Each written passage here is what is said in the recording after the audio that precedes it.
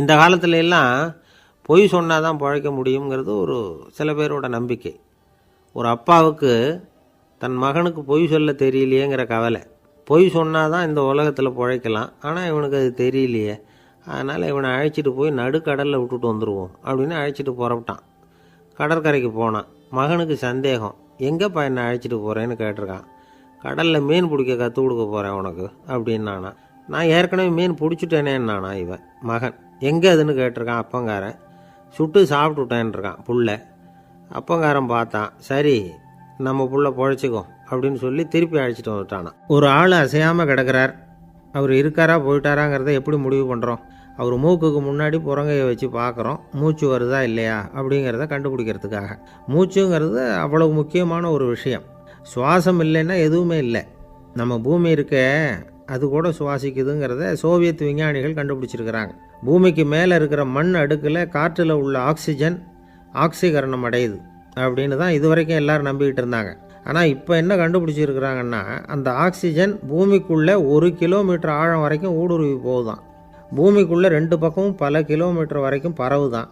பூமிக்குள்ளே இருக்கிற நீர்நிலை அடுக்குகள் தான் நுரையீரல் செய்கிற வேலையை செய்யுதான். நம்ம உடம்புல நுரையீரல் இல்லைன்னா ஒன்றும் நடக்காது. ஒரு மரத்தை தலைகீழாக தொங்க போட்டால் எப்படி இருக்கும்? அப்படி யோசிச்சு பாருங்கள். அப்படி தான் இதுவும், நுரையீரலும் அப்படி தான் இருக்கும். வலது பக்கம் ஒன்று, இடது பக்கம் ஒன்று. வலது பக்கம் நுரையீரல் கொஞ்சம் பெருசாக இருக்கும். நுட்பமான நரம்பு குழாய்கள் அதில் இருக்கும். கோடிக்கணக்கான நுண்ணிய குழாய்களை வச்சுக்கிட்டு தான் அது வேலை செய்யுது. 25 கோடி குழாய்கள் இருக்கும். அதை அப்படியே முழுசாக பிரித்து பரப்புனா ஒரு டென்னிஸ் கோர்ட்டில் பாதி பரப்பளவு இருக்குமா. நுரையீரல் நிறம் கருஞ்சிவப்பு தான். புகை அதிகமாக உள்ளே போச்சுன்னா அது கருப்பாயிடுது. காற்றுல உள்ள பிராணவாயுவை இது இழுத்து எடுத்துக்கிட்டு ரத்தத்தை சுத்தப்படுத்துகிற முக்கியமான வேலையை இது செய்யுது. அசுத்த காற்றை வெளியில் அனுப்பி வச்சுருது. ஒருத்தர் வேகமாக ஓடி வரார், அவருக்கு மூச்சு இறைக்கும். பயங்கரமாக எதையாவது பார்த்து விடுறார், உடனே மூர்ச்சி ஆகிடுவார். இது மாதிரி சமயங்களில் வேறு எந்த தூண்டுதலும் இல்லாமல் நுரையீரல் தானாகவே இயங்கும். இப்படி ஒரு அவசியம் ஏற்படுறப்போ இயக்கத்தை தூண்டி விடுற முக்கியமான இணைப்பு மூளைக்கு கீழே முதுகு எலும்புக்கு மேற்பகுதியில் இருக்குது. அது உடனே சுவாசத்துக்கு அவசர உதவியை கொடுக்குது. இப்போ ஒருத்தர் பேசாமல் உட்காந்துருக்கார். இந்த சமயத்தில் அவருக்கு 1 பங்கு காற்று தேவைப்படுதுன்னு வச்சுக்கோங்க. அவர் எழுந்திரிச்சு நடக்கும் பொழுது 1.5 மடங்கு தேவைப்படும். ஓடுனார்னா 3 மடங்கு தேவைப்படும். படுத்துருக்கிறப்ப 1/2 மடங்கு தான் தேவைப்படும். இதுக்கு நிமிஷத்துக்கு 16 தடவை மூச்சு விட்டாகணும். இப்படி சாதாரணமாக உள்ளே இழுக்கிற காற்று கொஞ்சம்தான் இருந்தாலும் இது மாதிரி 8 மடங்கு காற்றை உள்ளே இழுத்து வச்சுக்கிற சாமர்த்தியம் நுரையீரலுக்கு இருக்குதான். தண்ணி, நுண்கிருமிகள், ரசாயன பொருள் இப்படி எது உள்ளே போனாலும் நுரையீரல் சமாளிச்சுக்கும். 30 வருஷமாக விடாத புகை பிடிக்கிறவர் தொடர்ந்து உள்ளே அனுப்பி வைக்கிற புகையை கூட சமாளிக்குதுன்னா பார்த்துங்களேன். உள்ளே போகிற புகை நுட்பமான சுவாச முடிச்சுகளை அழிச்சு விடுது. கறி புகை அது மேலே படிஞ்சு உபயோகம் இல்லாமல் பண்ணிவிடுது. ஆனாலும் தேவைக்கு அதிகமாக 8 மடங்கு கூடுதலாக சுவாச முடிச்சுகள் நம்ம உடம்புக்குள்ளே இருக்கிறதுனால சமாளிக்க முடியுது. சமாளிக்க முடியலன்னா சில சமயம் மூச்சு திணறும். அதை ஒரு எச்சரிக்கையாக எடுத்துக்கிட்டு புகை பிடிக்கிற பழக்கத்தை விட்டுடணும். அதுதான் நல்லது. ஆனால் அப்படி யார் விடுறது? இணை பிரியாத 2 நண்பர்கள் இருந்தாங்களாம். 2 பேரும் விடாமல் சிகரெட்டு குடிக்கிறவங்க. அதில் ஒருத்தன் செத்து போட்டான். இன்னொருத்தன் அதுக்கப்புறம் 2 சிகரெட்டாக குடிக்க ஆரம்பித்தானா. ஏன் இப்படி பண்ணுறேன்னு கேட்டிருக்காங்க. நான் 1 சிகரெட்டு தான் குடிக்கிறேன், செத்து போன என்னுடைய ஃப்ரெண்டு இருக்கானே செத்து போனவன், அவனுக்காக இன்னொரு சிகரெட்டு குடிக்கிறேன் அப்படின்னு நானா. இது ரொம்ப ஆபத்து, விட்டுடு அப்படின்னு சொல்லியிருக்காங்க. சரின்னு ஒத்துக்கிட்டான். ஆனால் அதுக்கப்புறமும் 1 சிகரெட் வீதமாக குடிச்சிக்கிட்டே இருந்தான். சிகரெட்டு பழக்கத்தை நீ இன்னும் விடலையான்னு கேட்டாங்களாம். அந்த பழக்கத்தை நான் எப்போவோ விட்டுட்டேன், இப்போ நான் குடிக்கிறது என் ஃப்ரெண்டுக்காக அப்படின்னு நானா. இவங்கெல்லாம் எப்படி திருந்துறது? என்னை விட யோக்கியம் இந்த உலகத்தில் வேறு யாரும் இல்லை சார் அப்படின்னார் ஒருத்தர். அவரை விட அயோக்கியன் வேறு யாரும் இருக்க முடியாதுங்கிற முடிவுக்கு கேட்டவங்க வந்துட்டாங்களாம். மனுஷனுக்கு இருக்கிற ஒரு மிகப்பெரிய குறையே தன்கிட்ட இருக்கிற குறை அவனுக்கு தெரியாமல் போகிறது தான். ஆனால் அடுத்தவங்ககிட்ட இருக்கிற குறை இவனுக்கு தெளிவாக தெரிஞ்சிடும். ஒரு ஒட்டகம் ஒரு கொக்கை பார்த்து ஒரு கேள்வி கேட்டுதான். என்ன கேள்வி தெரியுமா? உன் கழுத்து ஏன் இப்படி வளைஞ்சி போயிருக்குது அப்படின்னு கேட்டிருக்கு. இதுக்கு உடம்பே வளைச்சல். இது போய் கொக்கை கிண்டல் பண்ணுது. இன்றைக்கி மனித சுபாவமும் கிட்டத்தட்ட இப்படி தான் இருக்குது. இந்த உலகத்தில் குறையில்லாத மனிதர்கள் யாரும் கிடையாது, நாம் உள்பட அப்படிங்கிறத முதல்ல நாம் நல்லா புரிஞ்சுக்கணும். ஒரு ஊரில் ஒரு விற்பனை நிலையம் இருந்தது. செல்ல பிராணிகளை விற்பனை செய்கிற நிலையம் அது. நாய், கிளி, பூனை இப்படி நிறைய வச்சு விற்பனை பண்ணிகிட்டு இருக்கிறாங்க. நாய்க்குட்டி விற்பனை செய்கிற பகுதியில் ஒரு சிறுவன் நின்றுக்கிட்டு இருந்தான். விற்பனை செய்கிற ஆளுகிட்ட விலை கேட்டுக்கிட்டு இருந்தான். அதோ இருக்குதே அந்த நாய்க்குட்டி என்ன விலை அப்படின்னு கேட்டானா. 1000 ரூபா அப்படின்னாரான். சரி அது வேணாம், இது என்ன விலைன்றிருக்கான். 500 ரூபா அப்படின்னாரான். இந்த சின்ன பையன் கையில் வச்சுருந்தது வெறும் 50 ரூபா தான். அதனால் இதை விட குறைச்சலாக கிடைக்குமான்னு பார்த்துருக்கான். அந்த கடையில் ஒரு மூலையில் சரியாக கவனிக்கப்படாமல் ஒரு நாய்க்குட்டி படுத்து கிடந்தது. பாவமாக கத்திக்கிட்டு இருந்தது. அதை பார்த்ததுமே இவனுக்கு அது ரொம்ப பிடிச்சி போச்சு. உடனே அந்த கடைக்காரரை பார்த்து, அதுவும் அந்த மூலையில் படுத்து கிடக்குதே அந்த நாய்க்குட்டி என்ன விலை அப்படின்னு கேட்டிருக்கான். தம்பி, அது ஒரு கால் ஊனம், அதனால் அது உன்னோட குதித்து விளையாடவோ ஓடுறதோ அதால் முடியாத காரியம் அப்படின்ட்டுருக்கார் அவர். அது தெரிஞ்சுதாங்க கேட்குறேன், அதோட விலை என்ன அதை மட்டும் சொல்லுங்களேன் அப்படின்ட்டுருக்கான். தம்பி, இது வந்து கால் ஊனம் உள்ள ஒரு நாய். இதை போய் காசு கொடுத்து வாங்கிறதுக்கு யாராவது பிரியப்படுவாங்களா? இதை நான் உனக்கு இலவசமாகவே தர்றேன், எடுத்துகிட்டு போ அப்படின்னாரான். இதை கேட்டதும் அந்த சிறுவனுக்கு கோவம் வந்துட்டு தான். நீங்கள் ஒன்றும் சும்மா கொடுக்க வேணாம், இந்தாங்க 50 ரூபா, இதை வச்சுக்கிட்டு நாய்க்குட்டியை கொடுங்க அப்படின்ட்டுருக்கான். அவருக்கு ஒன்றும் புரியல, ஆச்சரியமாக இருந்தது. சரின்னு பணத்தை வாங்கிட்டு நாய்க்குட்டியை தூக்கி கொடுத்தார். அந்த சிறுவன் அந்த நாய்க்குட்டியை 2 கையாலையும் வாங்கினா, மார்போடு பிரியமாக சேர்த்து அணைச்சிக்கிட்டான். தெருவில் இறங்கி நடக்கிறான். அப்படி நடக்கும்பொழுது தான் பார்க்குறார், கடைக்காரர் வந்து ஆச்சரியமாக அவனை பார்க்குறார். அப்போ தான் அவருக்கு ஒரு விஷயம் புரியுது. அந்த சிறுவன் தெருவில் நாய்க்குட்டியை மார்போடு அணைச்சிக்கிட்டு விந்தி விந்தி நடந்து போய்கிட்டு இருக்கிறான். ஆமாம், அவனுக்கும் ஒரு கால் ஊனம். இந்த நாய்க்குட்டியை யாருமே வாங்க மாட்டாங்கன்னு நினச்சிக்கிட்டு இருந்தார். குறையுள்ள அதுக்கும் ஒரு எஜமானன் கிடச்சிட்டான். அதனால் ஊனம் ஒரு குறை இல்லை அப்படிங்கிற உண்மையை அந்த கடைக்காரர் புரிஞ்சுக்கிட்டாராம். நம்மால் ஒருத்தர் கொஞ்சம் வயசானவர், எழுந்திரிச்சு சரியாக நடக்க முடியாது, சாய்வு நாற்காலியிலேயே எப்பவும் உட்காந்துருப்பார். அவர் தனக்கு துணையாக ஒரு நாயை பக்கத்தில் வச்சுருந்தார். அதுவும் ரொம்ப வயசான ஒரு நாய், எழுந்திரிக்கவே சிரமப்படும், நடக்கவும் முடியாது. அவர் பக்கத்துலேயே இதுவும் சோர்ந்து போய் படுத்து கிடக்கும். அந்த பெரியவரை பார்க்க வந்த ஒருத்தர் கேட்டார், ஏங்க, ஒரு சின்ன பையனை உங்களுக்கு துணையாக வச்சுக்கப்படாதா? இந்த நாயை உங்களுக்கு பாதுகாப்பாக வச்சுருக்கிறீங்களே, உங்களுக்கு ஒரு ஆபத்துன்னா இது எப்படி உங்களுக்கு உதவ முடியும் அப்படின்னார். அப்போ அவர் சொன்னாராம், எனக்கு ஒரு ஆபத்துன்னா அந்த சமயத்தில் இந்த நாய் என்னை தனியாக விட்டுட்டு ஓடி போயிடாமல் இருக்கணும்ல, அதுக்காக தான் இதை நான் வச்சுருக்கிறேன் அப்படின்னாராம். நம்மளில் சில பேர் ரொம்ப தைரியமாக இருப்பாங்க. நாம் கூட சொல்கிறது உண்டு, அந்த ஆளுகிட்ட வர்றதுக்கு யமன் கூட பயப்படுவான் அப்படின்னு சொல்கிறது உண்டு. தைரியசாலிகளை நெருங்கிறதுக்கு யமன் பயப்படுவான் அப்படின்னு சொல்கிறது உண்மை தான், அது பொய் இல்லை. மன வலிமை இருக்குது பாருங்கள், அது மனுஷனை காப்பாற்றும். இது வந்து மருத்துவ ரீதியான உண்மை. உடல் கோளாறுகள் மன ஆரோக்கியத்தை பாதிக்கும்.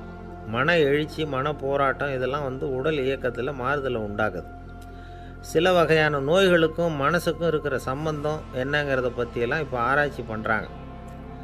ஆஸ்மா, மூட்டு வலி, பெருங்குடல் அழற்சி, உயர் இரத்த அழுத்தம், சோரியாசிஸுங்கிற தோல் வியாதி, வயிற்று புண்ணு, இந்த தைராய்டு நச்சுத்தன்மை, இது மாதிரி நோய்களை உண்டாக்குறதுல மனசோட பங்கு என்னங்கிறத பற்றியெல்லாம் ஆய்வு பண்ணி பார்த்துருக்குறாங்க. எதுக்கு எடுத்தாலும் சோர்ந்து போகிறது, தோண்டு போகிறது, இப்படிப்பட்ட மனவாகு, அதோட யாரும் நமக்கு உதவ முடியாது அப்படிங்கிற மனோபாவம், கைவிடப்பட்ட மனநிலைமை, இதெல்லாம் வந்து நோயோட தீவிரத்தை ரொம்ப அதிகரிக்க செய்யுதான். இவங்கெல்லாம் அந்த கைகால் வலிக்குது, உடம்பு அசதியாக இருக்குது, தூக்கம் வரல, முதுகு வலிக்குது, உடம்பில் வந்து உணர்ச்சி குறையுது, கை கால் விரல்லாம் மரத்து போகுது, இப்படி ஏதாவது சொல்லிக்கிட்டு டாக்டர்களை தேடி வந்துக்கிட்டு இருப்பாங்க. நெஞ்சு வலி வந்து யாருக்கு வருது தெரியுமா? பதற்றம், போட்டி மனப்பான்மை, அளவுக்கு அதிகமான வேகம், துடிப்பு, பேராசை, இதுலேயும் கட்டுப்பாடு, நேரம் தவறாமை, அப்புறம் இதெல்லாம் வந்து உள்ள மனவாக உள்ளவங்க இருக்கிறாங்கல்ல, அவங்க பெரும்பாலும் நெஞ்சு வலிக்கு ஆளாயிடுறாங்களாம். ஃப்ரீட்மேன் அப்படிங்கிறவர் நிறைய ஆராய்ச்சியெல்லாம் பண்ணி பார்த்துட்டு இதை உறுதிப்படுத்தியிருக்கிறார். அவர் பண்ணின ஆராய்ச்சியில் என்னெல்லாம் தெரிய வந்தது தெரியுமா? பொறுப்பு அதிகம் உள்ளவங்களுக்கு கண்டிப்பாக ரத்த அழுத்தம் வரும், அதிகமாக இருக்குமா. அதே மாதிரி கண்டிப்பாக இருக்கிறாங்கல்ல, அவங்களுக்கும் ரத்த அழுத்தம் அதிகரிக்குமா. ரத்த அழுத்தம் தனக்கு அதிகமாக இருக்குங்கிறத தெரிஞ்சுக்கிட்டவங்க தலைவலி, மயக்கம், இந்த தலை சுத்தல், அசதி, இது மாதிரியான உணர்வுகளை வந்து அவங்களுக்கு வந்துடும், அது மாதிரி உணர்வு. ஆனால் உண்மை என்ன தெரியுமா? இதெல்லாம் வந்து ரத்த அழுத்தத்தினால இல்லை, ரத்த அழுத்தம் கட்டுப்பாட்டுக்குள்ளே இருந்தால் கூட இவங்க இப்படி நினைக்கிறாங்களாம். இதுக்கு காரணம் மனசு தான் அப்படிங்கிறார் அவர். சில பேர் எப்படி தெரியுமா? ஒருத்தர் வந்து மாரடைப்பால் இறந்து போனார் அப்படின்னு கேள்விப்பட்டால் போதும், இறந்து போகிறதுக்கு காரணம் இதயம்தான் அப்படிங்கிற பீதியால் இதய தளர்ச்சி அப்படிங்கிற மனநோயால் பாதிக்கப்படுறார். இவங்கெல்லாம் அடிக்கடி தங்களுடைய இதய பகுதியை தொட்டு பார்த்துக்குவாங்க, நாடியை பிடிச்சி பார்த்துக்குவாங்க. அடிக்கடி மூச்சை உள்ளுக்கு இழுத்து வெளியில் விட்டு வலி வருதா அப்படின்னு பார்த்துக்கிட்டு இருப்பாங்க. வேறு எங்கேயாவது வலிச்சா கூட நெஞ்சை வலிக்குதா அப்படின்னு பார்ப்பாங்க. நெஞ்சு வலிக்குதுன்னு கூட சில பேர் சொல்ல ஆரம்பிச்சிருவாங்க. ஆஸ்மாவுக்கும் மனசுக்கும் சம்பந்தம் உண்டு. தீர்வு காண முடியாத மன போராட்டங்கள் எல்லாத்துக்கும் அடுத்தவங்களையே சார்ந்து இருக்கிற மனநிலை, இதெல்லாம் ஆஸ்மாவினுடைய தீவிரத்தை வந்து அதிகப்படுத்திடும். பயம், இது எப்படின்னா என்ன நடக்குமோங்கிற பதற்ற நிலை, அப்புறம் இந்த பயம், இதெல்லாம் வந்து சுவாசித்தலை வந்து அதிகரிக்க செய்யுது இல்லையா? இதனால் இரத்தத்தின் காரத்தன்மை அதிகமாகி நோயின் தீவிரமும் அதிகமாகுது. மன போராட்டம், மனக்கவலை, மன இறுக்கம், இதெல்லாம் வந்து தோல் வியாதியை தூண்டி விடுதான். இது மாதிரி இன்னும் எவ்வளவோ இருக்குது. அதனால் இன்றைக்கி நமக்கு தேவை என்னென்னா மன வலிமை, மலர்ந்த முகம். இது ரெண்டு இருந்துட்டுதுன்னா பலவிதமான நோய்கள் நம்மக்கிட்ட நெருங்கி வராது. டாக்டர், என்ன நெருங்காமல் இருக்கிறதுக்கு நான் ஒரு காரியம் பண்ணுறேன் அப்படின்னார் ஒருத்தர். அவர் என்ன அர்த்தத்தில் சொன்னார்னா, டாக்டர் வந்து அவரை நெருங்காமல் இருக்கிறதுக்கு அவர் ஒரு காரியம் பண்ணுறாராம். நண்பர்கிட்ட சொன்னார். நண்பர் கேட்டார், அது என்ன காரியம் பண்ணுற அப்படின்னு கேட்டார். தினம் ஒரு ஆப்பிள் பழம் சாப்பிட்றேன்னார் அவர். ஏன்னா ஆங்கிலத்தில் ஒரு பழமொழி சொல்லுவாங்கள்ல, an apple a day keeps doctor away அப்படிம்பாங்க. ஒரு ஆப்பிள் பழம் சாப்பிட்டா டாக்டர் விலகியே இருப்பார், டாக்டர்கிட்ட போக வேண்டிய அவசியம் இருக்காது அப்படிங்கிறதுக்காக அந்த பழமொழி சொல்கிறது. என்ன, நான் யாருமே நெருங்காமல் இருக்கிறதுக்கு நான் ஒரு காரியம் பண்ணுறேன்னார் இன்னொருத்தர். டாக்டர் நெருங்காமல் இருக்கிறதுக்கு ஆப்பிள் பழம் சாப்பிட்றேன்னார் அவர். என்னை யாருமே நெருங்காமல் இருக்கிறதுக்கு நான் ஒரு காரியம் பண்ணுறேன்னார் இன்னொருத்தர். அது என்னன்னு கேட்டோம். தினம் ஒரு பூண்டு சாப்பிட்றேன்னார். ஏ கார்லிக் எ டே கீப்ஸ் எவ்ரிபடி அவே அப்படின்னு அதுக்கு ஒரு புது விளக்கமும் கொடுத்தார். காசி மாநகரத்தை பிரம்மதத்தன் அப்படிங்கிற ராஜா ஆட்சி பண்ணிட்டு வந்தார். அவர் ஒவ்வொரு வருஷமும் ஒரு திருவிழா நடத்துறது வழக்கம். எல்லா தேசத்திலிருந்தும் எல்லா வகையான ஜனங்களும் அதில் வந்து கலந்துக்குவாங்க. ஒரு சமயம் அது மாதிரி விழா நடந்துக்கிட்டு இருந்தது. வைகுண்டத்திலேருந்து தேவலோகத்திலேருந்து நிறைய தேவகுமாரர்கள்லாம் காசி நகருக்கு அப்போது வந்திருந்தாங்க. அதில் முக்கியமாக ஒரு 4 தேவகுமாரர்கள், அந்த 4 பேரையும் சுற்றி ஏகப்பட்ட கூட்டம். அப்படி என்ன விசேஷம் அவங்கக்கிட்ட அப்படின்னா, மற்றவங்களை விட அவங்க முகம் அழகாக இருந்ததா அப்படி பார்த்தா அப்படியும் இல்லை. அவங்க அணிஞ்சிருந்த மலர் மாலைகள் தான் அதுக்கு காரணமாக. அந்த மலர்கள்லேருந்து அப்படி ஒரு அபூர்வமான நறுமணம். இதுக்கு முன்னாடி இப்படி ஒரு நறுமணத்தை அந்த ஊர் ஜனங்க அனுபவிச்சதே இல்லை. அதுதான் அந்த 4 பேரையும் சுற்றி கூட்டம். எல்லாரும் கேள்வி கேட்க ஆரம்பித்தாங்க.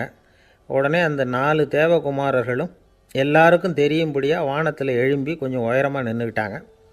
கீழே நின்றுக்கிட்டு இருந்த அரசன்லேருந்து ஆண்டி வரைக்கும் ஒருத்தர் பாக்கி இல்லாமல் ஒரே குரலில் எல்லாரும் அவங்கள பார்த்து, எங்களுக்கும் இது மாதிரி மாலையை போட்டுக்கணும்னு ஆசையாக இருக்குது, அதுக்கு நீங்கள் தான் அருள் பண்ணணும் அப்படின்னு கேட்டுக்கிட்டாங்க.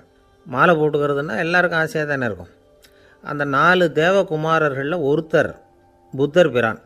அவர் சொன்னார், பூலோகவாசிகளே, நான் சொல்கிறத கொஞ்சம் பொறுமையாக கேளுங்க. கக்காரு அப்படிங்கிற கற்பக விருட்சத்தின் மலர்களால் தொடுக்கப்பட்டது இந்த மாலை. இதுக்கு நிறைய சக்தி உண்டு. எந்த காலமும் இது வாடாது, வாசனையும் குறையாது. ஆனால் இதை அணிந்து கொள்கிறதுக்கு சில தகுதிகள் தேவை அப்படின்னார். என்ன தகுதி அது சொல்லுங்களேன் அப்படின்னு ஏக காலத்தில் எல்லாரும் சத்தம் போட்டாங்க. தீய இயல்புகள் உள்ளவங்க, இழிந்த சிந்தனை, இழிந்த செயல் உள்ளவங்க இந்த மாலையை அணிய முடியாது அப்படின்னார். அவ்வளோதான். கூட்டத்தில் சத்தம் போட்டவங்கள்லாம் மெதுவாக அப்படி அடங்க ஆரம்பிச்சிட்டாங்க. இன்னொரு தேவகுமாரன் சொன்னார், அடுத்தவங்க பொருளை அபகரிக்காதவன், அடுத்தவங்களுக்கு கெடுதல் பண்ணக்கூடிய பொய் பேசாதவன், பேராசையினால் கெட்ட வழியில் பொருள் ஈட்ட நினைக்காதவன் இந்த மாலையை போட்டுக்கலாம் அப்படின்னார். கூட்டத்திலிருந்து யாரும் முன்னுக்கு வரல. ஒரே ஒரு ராஜகுரு மட்டும் கொஞ்சம் முன்னாடி வந்தார். பெரியவர், படித்தவர். அவர், எனக்கு தகுதி இருக்குது அந்த மாலையை போட்டுக்கிறதுக்கு அப்படின்னார். வேறு ஒன்றும் இல்லை, பொய் சொல்லியாவது அந்த மாலையை வாங்கிக்குவோமே அப்படின்னு முடிவு பண்ணிட்டார் அவர். அவ்வளோதான், மாலையை வாங்கிட்டார். அடுத்த தேவகுமாரன் பேசினார். யாருக்கு திடமான அறிவும் மனமும் இருக்குதோ, யாருக்கு நல்ல காரியங்களில் அசையாத ஈடுபாடு இருக்குதோ, நல்ல அரிய பொருள்களை தனியாக தான் மட்டும் அனுபவிக்க விரும்பாதவர் யாரோ அவர் முன்னாடி வந்து இந்த மாலையை வாங்கிக்கலாம் அப்படின்னார். அந்த தகுதியும் எனக்கு இருக்குன்னார் ராஜகுரு. மாலையை வாங்கி போட்டுக்கிட்டார். இன்னொரு ராஜகுமாரன் பேச ஆரம்பித்தார். அறநெறியில் செல்வம் சேர்க்கணும், ஆடம்பர பொருள்களுக்கு அடிமையாகக்கூடாது, வெற்றி அடைஞ்சாலும் கர்வம் வரக்கூடாது, அப்படிப்பட்டவங்க இந்த மாலையை போட்டுக்கலாம்னார். துணிஞ்சு பொய் சொல்லி அதையும் வாங்கி கழுத்தில் போட்டுக்கிட்டார் இந்த ராஜகுரு. இன்னொரு ராஜகுமாரன் சொன்னார், சான்றோர்களை நிந்திக்காதவங்க, புறம் பேசாதவங்க இந்த மாலையை போட்டுக்கலாம்னார். அதையும் வாங்கி போட்டுக்கிட்டார். திருவிழா முடிஞ்சுது, எல்லோரும் திரும்பி போயிட்டாங்க. மறுநாள் ராஜகுரு 4 மாலைகளையும் போட்டுக்கிட்டு ராஜசபைக்கு வரார். வந்தவர் ரொம்ப அவஸ்தையோடு வர்றார். மாலையெல்லாம் வாடி போயிட்டுது, வாசனை எதுவும் கிடையாது. அது மட்டும் இல்லை, அவருக்கு கடுமையான தலைவலி வேறு வந்துட்டுது. துடிச்சு போயிட்டார். மாலையை கழட்டவும் முடியல. ஜனங்கள்லாம் அவரை பார்த்து சிரிக்க ஆரம்பிச்சிட்டாங்க. என்னத்துக்கு ஆசைப்படணும், ஏன் இப்படி கஷ்டப்படணும் அப்படின்னு. ராஜா பார்த்தார். மறுபடியும் விழாவுக்கு ஏற்பாடு பண்ணினார். தேவகுமாரர்கள்லாம் வந்தாங்க. ராஜகுரு வந்தார். மக்கள் முன்னிலையில் அவங்க காலில் விழுந்தார், மன்னிப்பு கேட்டுக்கிட்டார். இந்த மாலையை போட்டுக்கிற தகுதி எனக்கு இல்லை. தகுதி இல்லாத ஒருத்தன் தகாத தகுதியை பொய் மூலம் பெறணும்னு ஆசைப்படுறாங்களே, அவங்களுக்கெல்லாம் என்னுடைய தண்டனை ஒரு எச்சரிக்கையாக இருக்கட்டும்னார். அதுக்கப்புறம் தேவகுமாரர்கள் அவர் கழுத்தில் இருக்கிற மாலையை கழட்டினாங்களாம். அந்த மாலைகளும் பழையபடி மனம் கொடுக்க ஆரம்பிச்சுட்டு தான். இதுலேருந்து நாம் தெரிஞ்சுக்க வேண்டியது என்னென்னா, நமக்கு தகுதி இல்லாத ஒரு கௌரவம் நம்மக்கிட்ட தானாக வந்தால் கூட அதை தவிர்த்து விடுறது தான் நல்லது. அதுதான் புத்திசாலித்தனம். ஒருத்தர் வந்தார். சார், எங்கள் இலக்கிய மன்ற விழாவுக்கு நீங்கள் தலைமை தாங்கணும்னார். உடனே இவர் சொன்னார், பேச்சாளர், சார், இலக்கியத்தை பற்றி பேசுகிற தகுதி எனக்கு இல்லையே அப்படின்னார். உடனே அவர் கூப்பிட வந்தவர் சொன்னார், அந்த தகுதி உங்களுக்கு இல்லைங்கிறது எங்களுக்கும் தெரியும் சார், அதனால தான் உங்களை தலைமை தாங்க கூப்பிட்றேன் அப்படின்னார். அது சரி, தலைமைன்னா அதுக்கு இவர் என்ன தான் அர்த்தம் பண்ணுறாருன்னு தெரியல. ஒரே ஒரு ஊரில் ஒரு ராஜா இருந்தார். அவர் பேரில் மக்களுக்கு ரொம்ப மரியாதை. அவ்வளவு நல்லா ஆட்சி புரிஞ்சுக்கிட்டு வந்தார். அவருக்கு வயசாகிட்டுது. அதனால் ஒரு நாள் அமைச்சரை கூப்பிட்டார். இதை பாருங்கள், எனக்கு வயசாகிட்டுது, அதனால் இந்த அரச பொறுப்பையெல்லாம் நீங்கள் ஏற்றுக்குங்க அப்படின்னார். அதுக்கப்புறம் ராணியை கூப்பிட்டார். வா, நாம் இனிமேல் இங்கே இருக்க வேணாம், காட்டுக்கு போய் தவம் பண்ணலாம் அப்படின்னு கூப்பிட்டார். இந்த செய்தி மக்களுக்கு அறிவிக்கப்பட்டது. மக்கள் உடனே கூட்டமாக அரண்மனைக்கு வர ஆரம்பிச்சிட்டாங்க. மன்னரை போய் பார்க்குறாங்க. அரசே, தாங்கள் எங்களுக்கு தந்தை மாதிரி. நீங்கள் காட்டுக்கு போயிட்டால் நாங்கள்லாம் இங்கே எப்படி இருக்க முடியும்? எங்களுக்கெல்லாம் எந்த துன்பமும் இல்லாமல் பார்த்துக்கிட்டு வர்றீங்க. இது மாதிரியான ஒரு அரசாட்சி இல்லைன்னா மக்கள் வாழ்ந்து என்ன பயன் அப்படின்னாங்க. இருந்தாலும் என்ன பண்ணுறது, வயசாகிட்ட காரணத்தினால இந்த முடிவுக்கு வர வேண்டியிருக்குது அப்படின்னாராம் ராஜா. அப்படின்னா நீங்கள் காட்டுக்கு போக வேணாம், நாங்கள் போகிறோம். நாங்கள் அங்கே போய் தவம் பண்ணுறோம், வழிபாடு பண்ணுறோம். கடவுள் வருவார், அவர்கிட்ட வரம் வாங்கிட்டு வந்துடுறோம் அப்படின்னாங்களாம். அப்படி சொல்லிவிட்டு உடனே எல்லோரும் காட்டுக்கு போனாங்க. நாட்டு மக்கள் எல்லாரும் ஒட்டு மொத்தமாக காட்டில் உட்காந்துக்கிட்டு தவம் பண்ணுறதை பார்த்தார் கடவுள். உடனே புறப்பட்டு வந்தார். எல்லோரும் இப்படி உட்காந்துருக்குறீங்களே, என்ன வேணும் உங்களுக்கு அப்படின்னு கேட்டார். உடனே மக்கள் எல்லாரும் ஒரு குரலில் சொன்னாங்க, சுவாமி, எங்கள் மன்னன் ரொம்ப நாளைக்கு நல்லபடியாக இருக்கணும். அவர் மகிழ்ச்சியாகவும் உடல் நலத்தோடும் இருந்தால் தான் நாங்கள் அமைதியாக வாழ முடியும் அப்படின்னாங்க. சரி, அதுக்கு என்ன செய்யணும் அப்படின்னார் ஆண்டவன். எங்கள் மன்னருக்கு இன்னும் ஒரு 100 வருஷம் ஆயுளை கொடுங்க அப்படின்னாங்க. அவ்வளவு தானே, சரி அப்படியே ஆகட்டும் அப்படின்னு சொல்லிவிட்டு ஆண்டவன் போயிட்டார். மக்கள் மகிழ்ச்சியோடு திரும்பி வந்தாங்க. மன்னா, கடவுள் வரம் கொடுத்துட்டார், நீங்கள் 100 வருஷம் வாழ போகிறீங்க அப்படின்னாங்க. இதை கேட்டதும் ராணி ராஜாவை வணங்கி, நான் தவம் செய்ய போகிறேன் அப்படின்னு புறப்பட்டாங்க. உடனே மக்கள் என்ன நினச்சாங்க தெரியுமா? ஐயோ, நாம் ராஜாவுக்கு மட்டும்தானே நீண்ட ஆயுள் வேணும்னு வரம் வாங்கினோம், ராணிக்கு வாங்கலையே, அதுதான் கோபத்தில் புறப்பட்டாங்க போல இருக்குது அப்படின்னு நினச்சி வருத்தப்பட்டாங்க. ஆனால் ராணி நினச்சது அது இல்லை. ராணி போய் தவம் பண்ணாங்க, கடவுள் காட்சி கொடுத்தார். இவங்க கேட்குறாங்க, சுவாமி, ராஜாவுக்கு மட்டும் 100 வருஷம் ஆயுள்னு வரம் கொடுத்துட்டீங்க, அப்படின்னா குடிமக்களும் 100 வருஷம் இருக்கணும். இப்படிப்பட்ட குடிமக்கள் இல்லைன்னா அப்படிப்பட்ட அரசன் இருந்து என்ன பிரயோஜனம் அப்படின்னாங்களாம். ஆண்டவன் பார்த்தார். சரி, அவங்களும் 100 வருஷம் வாழ்வாங்க, அது மட்டும் இல்லை, நீயும் 100 ஆண்டு காலம் வாழ வரமளிக்கிறேன் அப்படின்னு சொல்லிவிட்டு மறைஞ்சிட்டார். இதில் ஆண்டவன் வர்றதும் மறையிறதும் முக்கியம் இல்லை. இதில் கவனிக்க வேண்டியது ஆள்கிறவனின் விசால மனம், குடிமக்களின் விசால மனம், ஆள்கிறவன் மனைவியினுடைய விசால மனம். இப்படி ஒரு நாடு இருந்துட்டுதுன்னா எப்படி இருக்கும் வாழ்க்கை நினச்சி பாருங்கள். அதனால தான் பெரியவங்கள்லாம் சொல்கிறாங்க, இதய வாசல் திறந்தே இருக்கணும், இதயத்தின் கதவுகளை மூடாதீங்க அப்படின்னு சொல்லுவாங்க. என்கிட்ட ஒருத்தர் சொன்னார், என்னுடைய இதய வாசல் எப்பவும் திறந்தே தான் இருக்குதுன்னார். எதனால் அப்படி சொல்கிறீங்க அப்படின்னு கேட்டோம். டாக்டரே சொல்லிவிட்டார், என்னுடைய இதயத்தில் ஒரு ஓட்டை இருக்குது அப்படின்னு, வால்வு சரியில்லையா அப்படிங்கிறார். அளவுக்கு மிஞ்சினால் அமிர்தமும் நஞ்சு அப்படின்னு சொல்லுவாங்க. அது உண்மைதான். ஒருத்தருக்கு அளவுக்கு மீறிய புகழ் வந்துட்டுதுன்னு வச்சுங்க, அது கூட ஆபத்தாக போயிடுறது உண்டு. பழங்காலத்துல எல்லாம் கிரேக்க தேசத்தில் ஒரு பழக்கம் உண்டாம். அதாவது யாராவது ஒருத்தரை நாடு கடத்தணும்னா அதுக்கு ஒரு வழி உண்டு. அதாவது ஒருத்தரை நாடு கடத்தணும்னு மக்கள் விரும்புகிறாங்கன்னு வச்சுங்களேன், அவர் பேரை ஒரு மண்பாண்ட ஓட்டுச்சில்லில் எழுதி அதை ஒரு குறிப்பிட்ட பொது இடத்துல போட்டுற வேண்டியது, அவ்வளவுதான். இது மாதிரி பல பேர் போட்டுக்கிட்டே இருப்பாங்க, எல்லாம் அப்படியே குவிஞ்சு போயிடும். அந்த ஓட்டாஞ்சில்லு குவியலில் யாருடைய பேர் அதிகமாக இருக்குதோ அந்த நபரை ஒரு 10 ஆண்டுகள் நாடு கடத்தி விடுவாங்க. இது அந்த ஊர் வழக்கமாக. ஒரு நாள் அந்த குவியலுக்கு பக்கத்தில் ஒரு ஆள் நின்றுக்கிட்டு இருக்கிறான். அவன் கையில் ஒரு ஓட்டாஞ்சில்லு வச்சுருக்கிறான். அதில் யாரோட பேரையோ எழுதணும், எழுதி அந்த இடத்துல போடணுங்கிறது அவன் ஆசை. ஆனால் அவன் படிக்காதவன், அதனால் எழுத தெரியல. யாராவது அந்த வழியாக வர்றாங்களான்னு பார்த்துக்கிட்டே நின்றுக்கிட்டு இருந்தான். ஒரு பெரியவர் வந்துக்கிட்டு இருந்தார். அவர்கிட்ட ஓடினான். கையில் இருந்த மண்பாண்ட சில்லை கொடுத்தான். ஐயா, இதில் ஒரு பேர் எழுதி கொடுங்களேன்னா. அந்த பெரியவர் அதை வாங்கி கையில் வச்சுக்கிட்டு, என்ன பேர் எழுதணும் சொல்லு அப்படின்னா. இவன் சொன்னான், அரிஸ்டைடிஸ் அப்படின்னு எழுதுங்க அப்படின்னா. இதை கேட்டதும் அந்த பெரியவருக்கு அதிர்ச்சி. ஏன்னா அவர் தான் அரிஸ்டைடிஸ், தத்துவ மேதை அரிஸ்டைடிஸ் அவர். இருந்தாலும் நான் தான் அதுங்கிறத காட்டிக்காமல் அந்த ஆளுகிட்ட கேட்டார், அது சரிப்பா, அரிஸ்டைடிஸுங்கிற பேரை எழுத சொல்கிற, அவர் உனக்கு என்ன கெடுதல் பண்ணார், அவர் பேரை இதில் எழுத சொல்கிறியே அப்படின்னு கேட்டிருக்கார். அதுக்கு இவன் சொன்னானா, அவர் எனக்கு எந்த கெடுதலும் பண்ணலை, அவரை நான் பார்த்தது கூட இல்லை அப்படின்ட்டுருக்கான். அப்புறம் எதுக்காக அவரை நாடு கடத்தணும்னு நீ ஆசைப்படுற அப்படின்னு கேட்டிருக்கார்.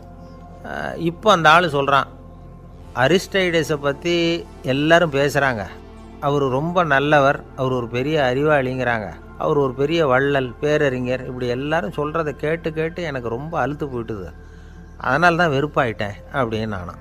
இதிலேருந்து என்ன தெரியுது, நாம் நல்லவனாக இருக்கிறதுல ஒன்றும் இடைஞ்சல் இல்லை. ஆனால் நம்மளை நல்லவன் நல்லவன் எல்லாரும் சொல்ல ஆரம்பிச்சிட்டாங்கன்னு வச்சுக்கோங்க, அப்போ இடைஞ்சல் ஆரம்பம்னு அர்த்தம். எதுவுமே அளவுக்கு மிஞ்சி போகாமல் பார்த்துக்க வேண்டியது ரொம்ப அவசியம். அளவுக்கு அதிகமாக ஆசைப்படாதவங்களில் ஆப்ரஹாம் லிங்கனும் ஒருத்தரான். அவர் ஒரு தடவை தன்னுடைய நண்பர்கள்கிட்ட பேசிக்கிட்டு இருந்தாராம். ஒருத்தர் கேட்டிருக்கார், ஒரு மனுஷனுக்கு கால்கள் எவ்வளோ உயரம் இருக்கணும் அப்படின்னு கேட்டாராம்.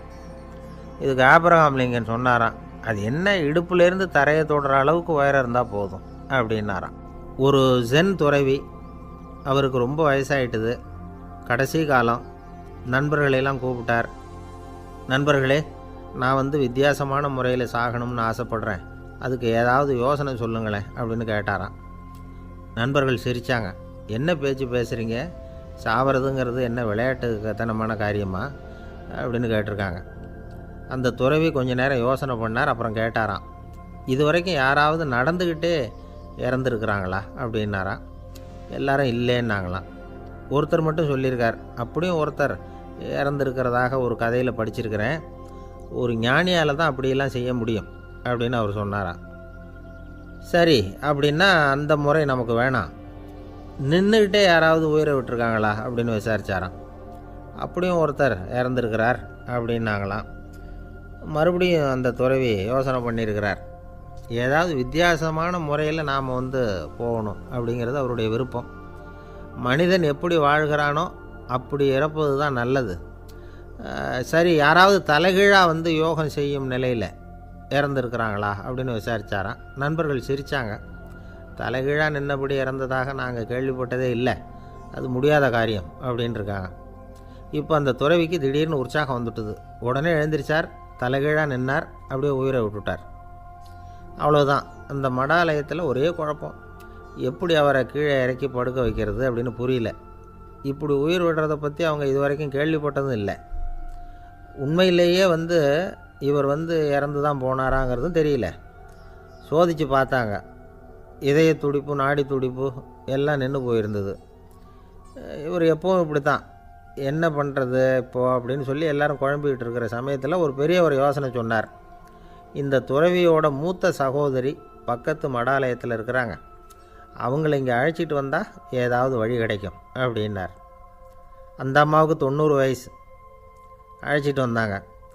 ஒரு குச்சியை ஊன்றிக்கிட்டு அப்படியே மெதுவாக நடந்து வந்தாங்க. வந்து தம்பி தலைகீழாக நின்று உயிர் விட்டு இறக்கிறத பார்த்தாங்க. தம்பின்னு கூப்பிட்டு பார்த்தாங்க, ஒன்றும் காணும். உடனே என்ன பண்ணாங்க, தன்னுடைய கைத்தடியால் தம்பியோட உடலை ஒரு தட்டு தட்டினாங்க. ஏப்பா சாகிறப்பவும் உன்னுடைய குறும்புத்தனத்தை விடலையா, இப்படியாடா சாகிறது, ஒழுங்காக செத்து தொலை அப்படின்னாங்களாம். அவ்வளவுதான். உடனே அந்த துறவி திரும்பி நேராக நின்னார். அக்கா கோவப்படாத, நான் ஒழுங்காக சாகிறேன், எப்படி செத்தா என்ன, எல்லாம் எனக்கு ஒன்று தான் அப்படின்னு சொல்லிவிட்டு அப்படியே தரையில் படுத்து உயிரை விட்டாராம். அதுக்கப்புறம் அந்த அம்மா கோலை வந்து கையில் எடுத்துக்கிட்டு அப்படியே திரும்பி கூட பார்க்காம அவங்க பாட்டுக்கு போயிட்டாங்களாம். மரணத்தை ஒரு விளையாட்டாக ஆக்கிய அந்த துறவிக்கு வாழ்க்கையே ஒரு விளையாட்டாக தான் இருந்திருக்குது. எந்த நோக்கமும் இல்லாமல் செயல்படுறதுன்னா என்னங்கிறதும் அவருக்கு தெரிஞ்சிருக்குது. பயனை எதிர்பார்க்காமல் பணி செய்து வாழ்ந்து மறைந்த மகான் அவர். தம்முடைய தொழிலை வந்து விளையாட்டு போல் செய்ய தெரிஞ்சவருக்கு வாழ்க்கையே ஒரு விளையாட்டாக மாறிடும். எல்லாமே விளையாட்டாகி விடுகிற போது மரணமும் விளையாட்டாகிவிடும் அப்படிங்கிறது தான் அந்த தத்துவம். ஆனால் அதுக்கு முன்னாடி உங்களுக்குள்ளே இருக்கிற உண்மையான நடிகனை வந்து நீங்கள் அடையாளம் கண்டுபிடிக்கணும். நீங்கள் நடிக்க வேண்டியதே இல்லை, நீங்கள் ஏற்கனவே நடிச்சுக்கிட்டு தான் இருக்கிறீங்க. நீங்கள் இந்த உண்மையை தெரிஞ்சுக்கணும், அவ்வளவுதான். இதுதான் ஞானிகளுடைய கருத்து. நீங்கள் தெருவில் நடந்து போயிட்டுருக்கிறீங்க, எதிரில் வர்றவர் உங்களை பார்த்து எப்படி இருக்கிறீங்கன்னு கேட்குறார். நல்லா இருக்கிறேங்கிறீங்க. உண்மையிலேயே நாம் நல்லா இருக்க மாட்டோம், ஏதாவது உடம்புல கோளாறு இருக்கும். ஆனால் அப்படி சொல்லுவோம் நல்லா இருக்கிறேன் அப்படின்னு. அது நடிப்பு தானே. உங்களை சந்தித்ததில் ரொம்ப மகிழ்ச்சி அப்படின்னு சொல்கிறோம். உடனே கொஞ்சம் நிதானமாக யோசித்து பாருங்கள், உண்மையிலேயே உங்கள் மனசு மகிழ்ச்சி அடைஞ்சுட்டுதா? அது நடிப்பு தானே. வாழ்க்கையை சரியாக புரிஞ்சுக்கிட்டால் எல்லாமே நடிப்புங்கிறது புரியும். கல்யாண பத்திரிக்கை அனுப்பியிருந்தேனே, ஏன்டா வரலன்னு கேட்டான் ஒருத்தன். வந்திருந்தேனே அப்படின்னானா இவன். டேய் ஏன்டா போய் சொல்கிற, நான் பத்திரிக்கையே உனக்கு அனுப்பலையே அப்படின்ட்டுருக்கான் அவன்.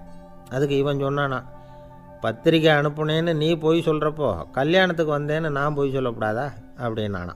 ஒரு பெரிய பியானோ கலைஞர் வியன்னாவில் இருந்தார். ரொம்ப புகழ்பெற்ற இசைக்கலைஞர் அவர். இங்கிலாந்து மகாராணி விக்டோரியா அவருடைய சங்கீதத்தை கேட்கணும்னு ஆசைப்பட்டாங்க. அவரை அரண்மனைக்கு கூப்பிட்டாங்களாம். பியானோ வாசிக்க சொல்லி கேட்டாங்களாம். இவரும் ரொம்ப பிரமாதமாக வாய்ச்சி காட்டியிருக்கார். உடனே பாராட்டி பரிசுகள்லாம் கொடுத்து அனுப்புனாங்களாம். அந்த இசையை கேட்குறதுல அரசிக்கு ரொம்பவும் ஆர்வம் உண்டு. அதனால் அதுக்கப்புறமும் அந்த கலைஞர் அடிக்கடி அரண்மனைக்கு வர வேண்டிய அவசியம் ஏற்பட்டது. ஏன்னா அரசி கூப்பிட ஆரம்பித்தாங்க. இவர் போகணும், அங்கே இசை நிகழ்ச்சி நடத்தணும். இவர் அங்கே பாடி வாசிக்கிறது உண்டு. ஒரு தடவை வந்து மகாராணி அவரை பார்த்து உங்கள் நாட்டு தேசிய கீதம் பாடுங்களேன் அப்படின்னு கேட்டாங்களாம். உடனே அவர் தன்னுடைய நாடான ஆஸ்திரியாவின் தேசிய கீதத்தை பாடியிருக்கிறார். அவர் பாட ஆரம்பித்த உடனே மகாராணி எழுந்திரிச்சு நின்னாங்களாம். அதுக்கு மரியாதை செலுத்துகிற நோக்கத்தோடு பாட்டு முடிகிற வரைக்கும் அப்படியே நின்றுக்கிட்டு இருந்தாங்களாம். இதுதான் அந்த அரசியினுடைய பெருந்தன்மை. அதாவது நாட்டுப்பற்றுங்கிறது அந்த அளவுக்கு அப்படி இருக்கணும். இப்படி ஒரு அரசியே நம்ம நாட்டு தேசிய கீதத்துக்கு எழுந்திரிச்சு நின்று மரியாதை செலுத்துகிறாங்க அப்படிங்கிறத புரிஞ்சிக்கும் பொழுது அந்த முதிய கலைஞரின் மகிழ்ச்சிக்கு அளவே இல்லையாம். அதுக்கப்புறம் அந்த பியானோ கலைஞர் ஒரு நாள் தன்னுடைய நண்பர் ஒருத்தர்கிட்ட பேசிக்கிட்டு இருந்தாராம். அப்போ சொன்னாராம், மகாராணியார் வந்து எனக்கு எவ்வளவோ பரிசுகள்லாம் கொடுத்துருக்குறாங்க. ஒரு தடவை எனக்கு வைரக்கல் பதித்த அணி ஒன்றை கூட பரிசாக கொடுத்தாங்க. ஆனால் அதை விட உயர்ந்த விலை மதிக்க முடியாத அணி என்ன தெரியுமா, நான் என்னுடைய நாட்டு தேசிய கீதத்தை நான் பாடுறப்போ அவங்க எழுந்திரிச்சு நின்று மரியாதை செலுத்தினாங்களே, அதுதான் எனக்கு கிடைச்ச மிகப்பெரிய பரிசு அப்படின்னாராம். எனக்கு தெரிஞ்ச சங்கீத வித்வான் ஒருத்தர் இருக்கார். சமீபத்தில் ஒரு நாள் அவரை பார்த்தேன். எப்படி போயிட்டுருக்கு உங்கள் தொழில் அப்படின்னு கேட்டேன். ரொம்பவும் வித்தியாசமாக போயிட்டுருக்குங்க அப்படின்னார். என்ன சொல்கிறீங்க அப்படின்னேன். முன்னாடியெல்லாம் நான் பாடினா எதிரில் இருக்கிறவங்க தான் எழுந்திரிச்சு போயிட்டு இருந்தாங்க. இப்போ எப்படின்னா நான் பாட ஆரம்பிச்சுட்டா உடனே பக்கவாத்தியக்காரனே எழுந்திரிச்சு போயிடுறான் அப்படின்னார் ரொம்ப வேதனையோட. பொங்கல் திருநாள், பொங்கல் திருநாள்னால் இது ஏதோ அறுவடை திருநாள் அப்படின்னு சொல்லுவோம். அதாவது வருஷம் பூரா நாம் பாடுபட்டு அதனுடைய பலனை அனுபவிக்கிற நாள் அப்படிங்கிறது நாம் சொல்லிகிட்டு இருக்கிறது. இது முக்கியமாக இது வந்து ஒரு நன்றி அறிவிப்பு நாள் அப்படின்னு சொல்லுவாங்க. இன்றைக்கி வந்து நிறைய நன்றி அறிவிப்பு கூட்டம்லாம் நடந்துக்கிட்டு இருக்குல்ல, அது மாதிரி விவசாயிகள் நடத்துகிற ஒரு நன்றி அறிவிப்பு விழா இது. யாருக்கு நன்றி சொல்கிறாங்கன்னா ஆதவனுக்கு. அதாவது சூரியன் இல்லைன்னா விவசாயம் இல்லை.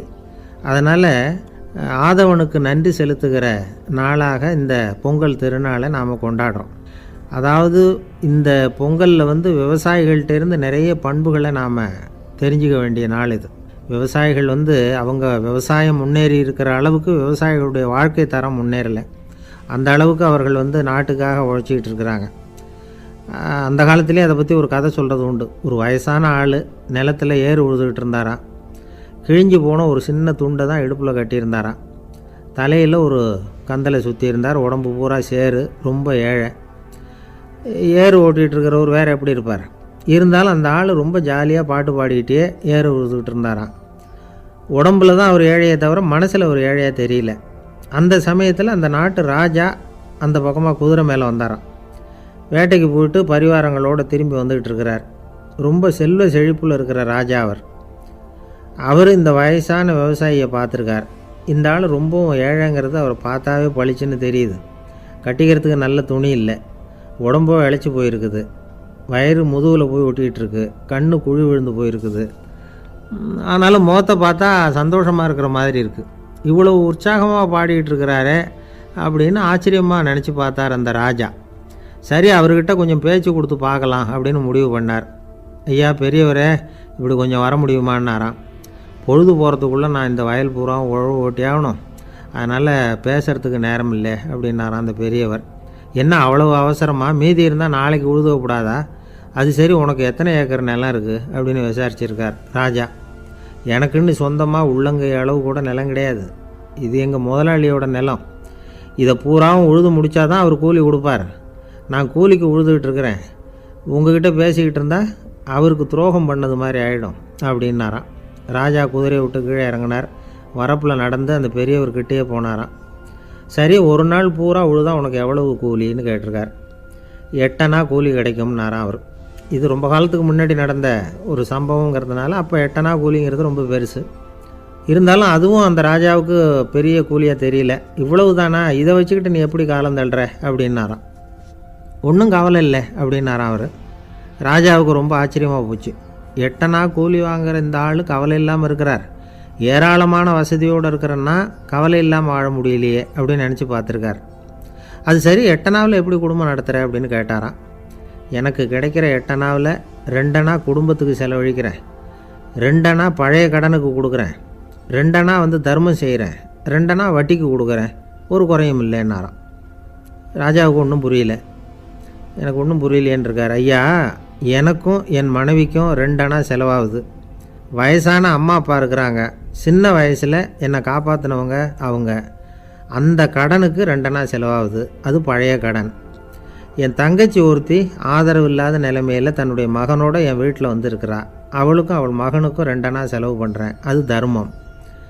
எனக்கு 2 பிள்ளைங்க இருக்கிறாங்க, அவங்களுக்கு 2 அணா செலவு பண்ணுறேன், அது வட்டிக்கு கொடுக்கறது மாதிரி.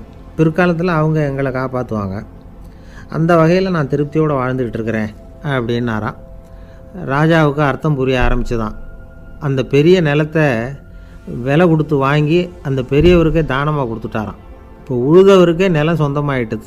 அன்னையிலேருந்து அரசனுக்கும் ஆறுதல் கிடைச்சிதான். இப்படி ஒரு கதை சொல்லுவாங்க. 8 அணா வருமானத்தை வச்சுக்கிட்டு எப்படி காலத்தை தள்ளுறதுன்னு சொல்கிறதுக்காக இந்த கதையை சொல்கிறதாக யாரும் தப்பாக நினச்சிக்கக்கூடாது. கிடைக்கிறத எப்படி பங்கு போடுறார், எப்படி திருப்தியாக வாழறார் அப்படிங்கிறது தான் முக்கியம். அது மாதிரி இன்றைக்கு இந்த பொங்கல் திருநாளில் உழவர்கள் மனசு மகிழ்ச்சியாக இருந்ததுன்னா அது எல்லாரும் மகிழ்ச்சியாக இருக்கிறது மாதிரி அர்த்தம். அதனால் அவர்கள்ட்டேருந்து நாம் வந்து பாடம் கற்றுக்கணும். சில உழவர்கள் வந்து தங்கள் நிலத்தில் விளையிறத தாங்கள் சாப்பிட மாட்டாங்க, அடுத்தவங்கள்ட்ட விற்றுட்டு சந்தையில் போய் வேறு அரிசி வாங்கிட்டு வந்து தான் இவங்க சாப்பிடுவாங்க.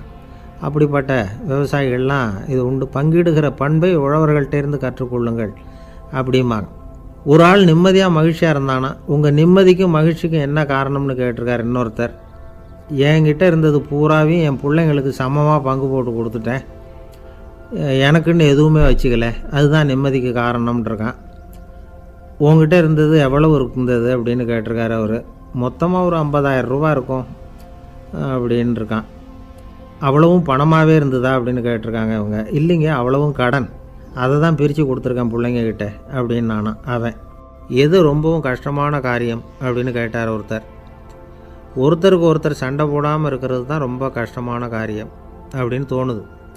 ஒரு நாட்டுக்கும் இன்னொரு நாட்டுக்கும் சண்டை, நாட்டுக்குள்ளேயே ஒரு குரூப்புக்கும் இன்னொரு குரூப்புக்கும் சண்டை.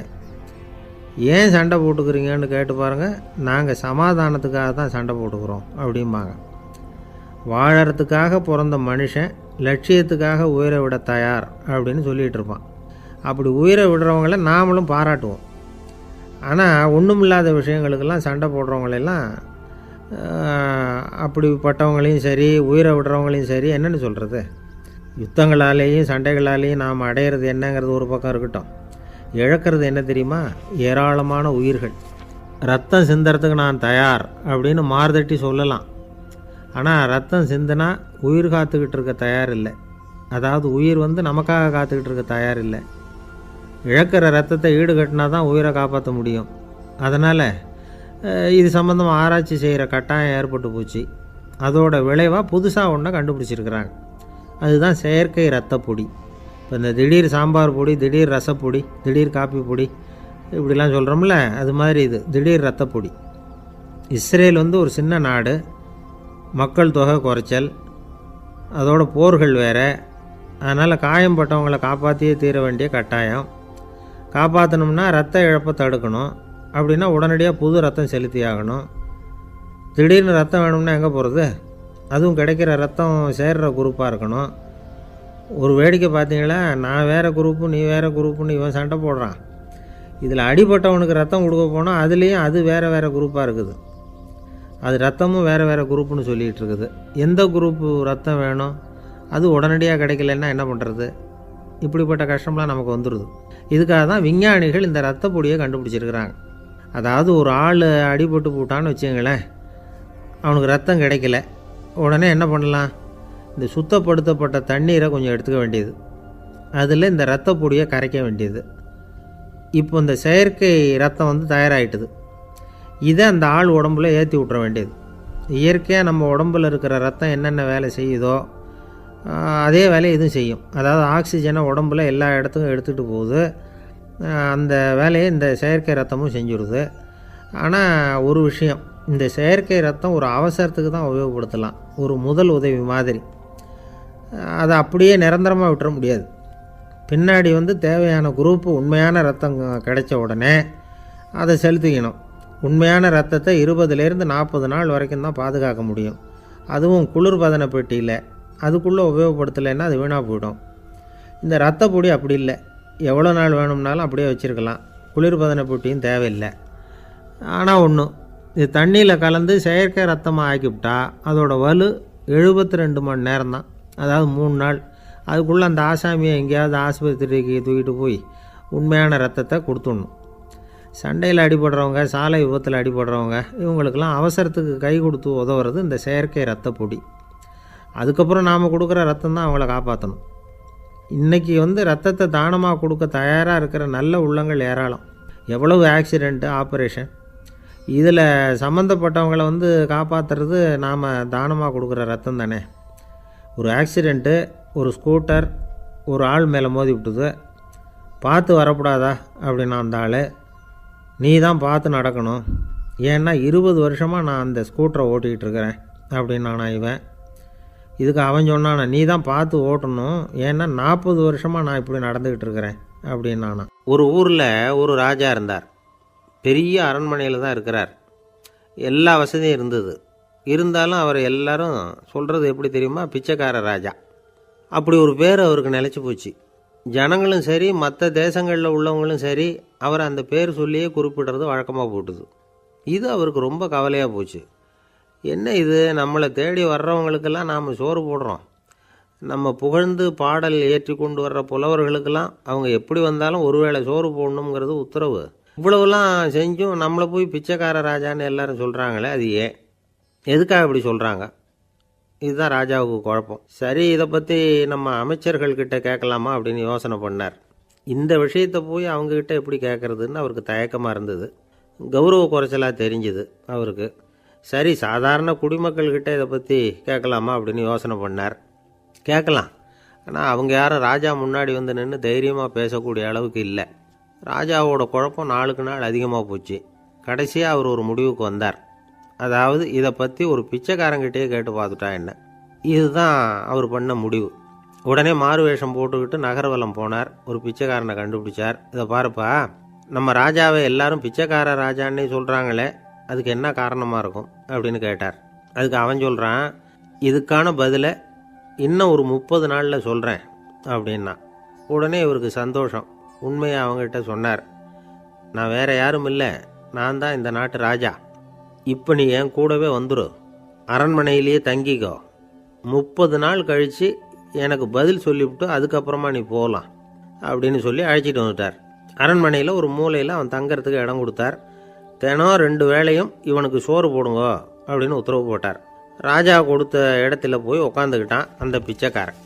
தினமும் அந்த அரண்மனையில் நடக்கிறதையெல்லாம் கவனிச்சிக்கிட்டு வந்தான். வேளைக்கு சாப்பாடு வரும், சாப்பிட்டுக்கிட்டு இருக்கான்.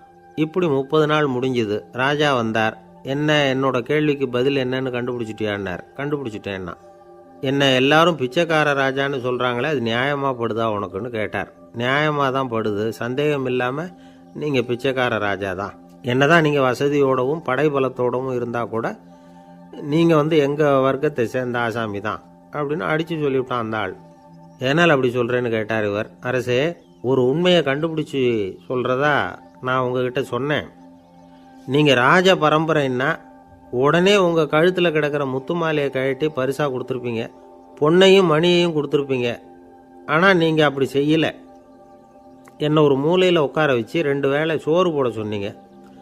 உங்களை தேடி யார் வந்தாலும், யார் வந்து பாராட்டி பேசினாலும் அல்லது பிரச்சனைகளை சொன்னாலும் நீங்கள் செய்கிற ஒரே காரியம் சோறு போடுறது தான். பிச்சைக்காரனுக்கு சோறு மட்டும்தான் உலகம்.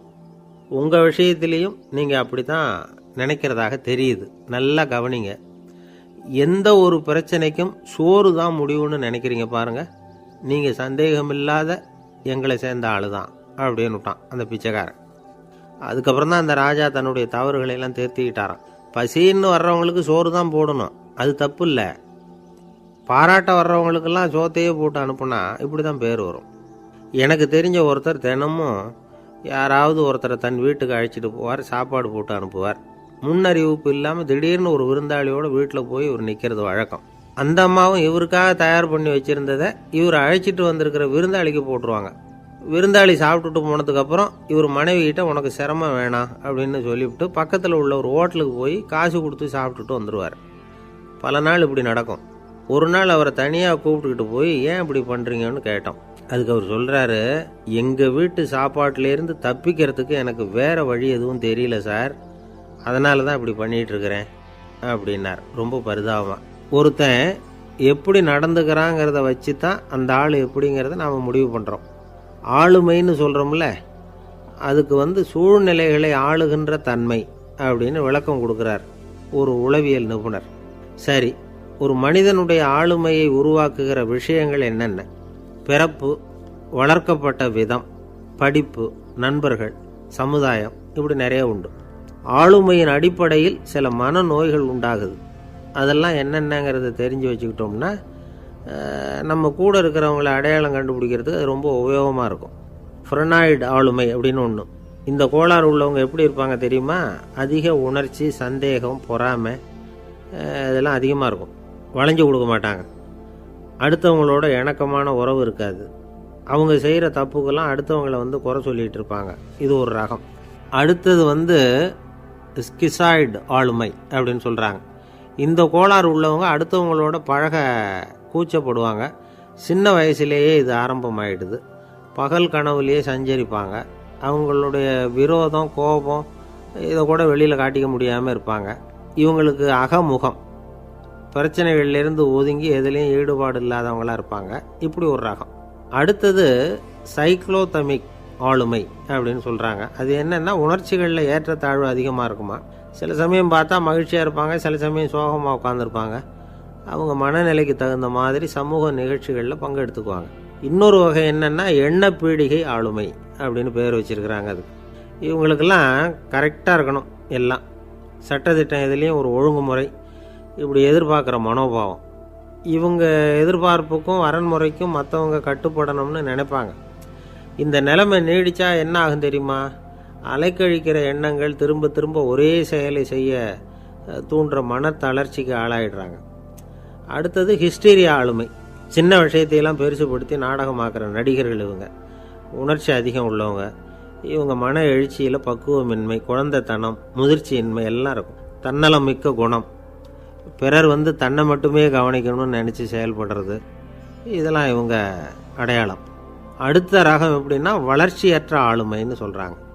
அடுத்தவங்களோட இணங்கி போக முடியாதவங்க, அறிவு, மன எழுச்சி, சமூக உறவு இதில் எல்லாம் போதுமான வளர்ச்சியையும் நிறைவையும் பெற முடியாதவங்க. இவங்களால் வாழ்க்கையில் முன்னேற முடியாது. பிச்சைக்காரங்க, குற்றவாளிகள் இவங்ககிட்டெல்லாம் இது மாதிரியான ஆளுமை அதிகமாக இருக்குமா. அடுத்தது என்னென்னா சோர்வுடைய ஆளுமை. எதுலேயும் உற்சாகம் இல்லாமல் சோர்ந்து போயிருப்பாங்க. அதுக்கெல்லாம் நமக்கு வலிமை இல்லைப்பா அப்படின்னு சொல்லிகிட்டு இருப்பாங்க.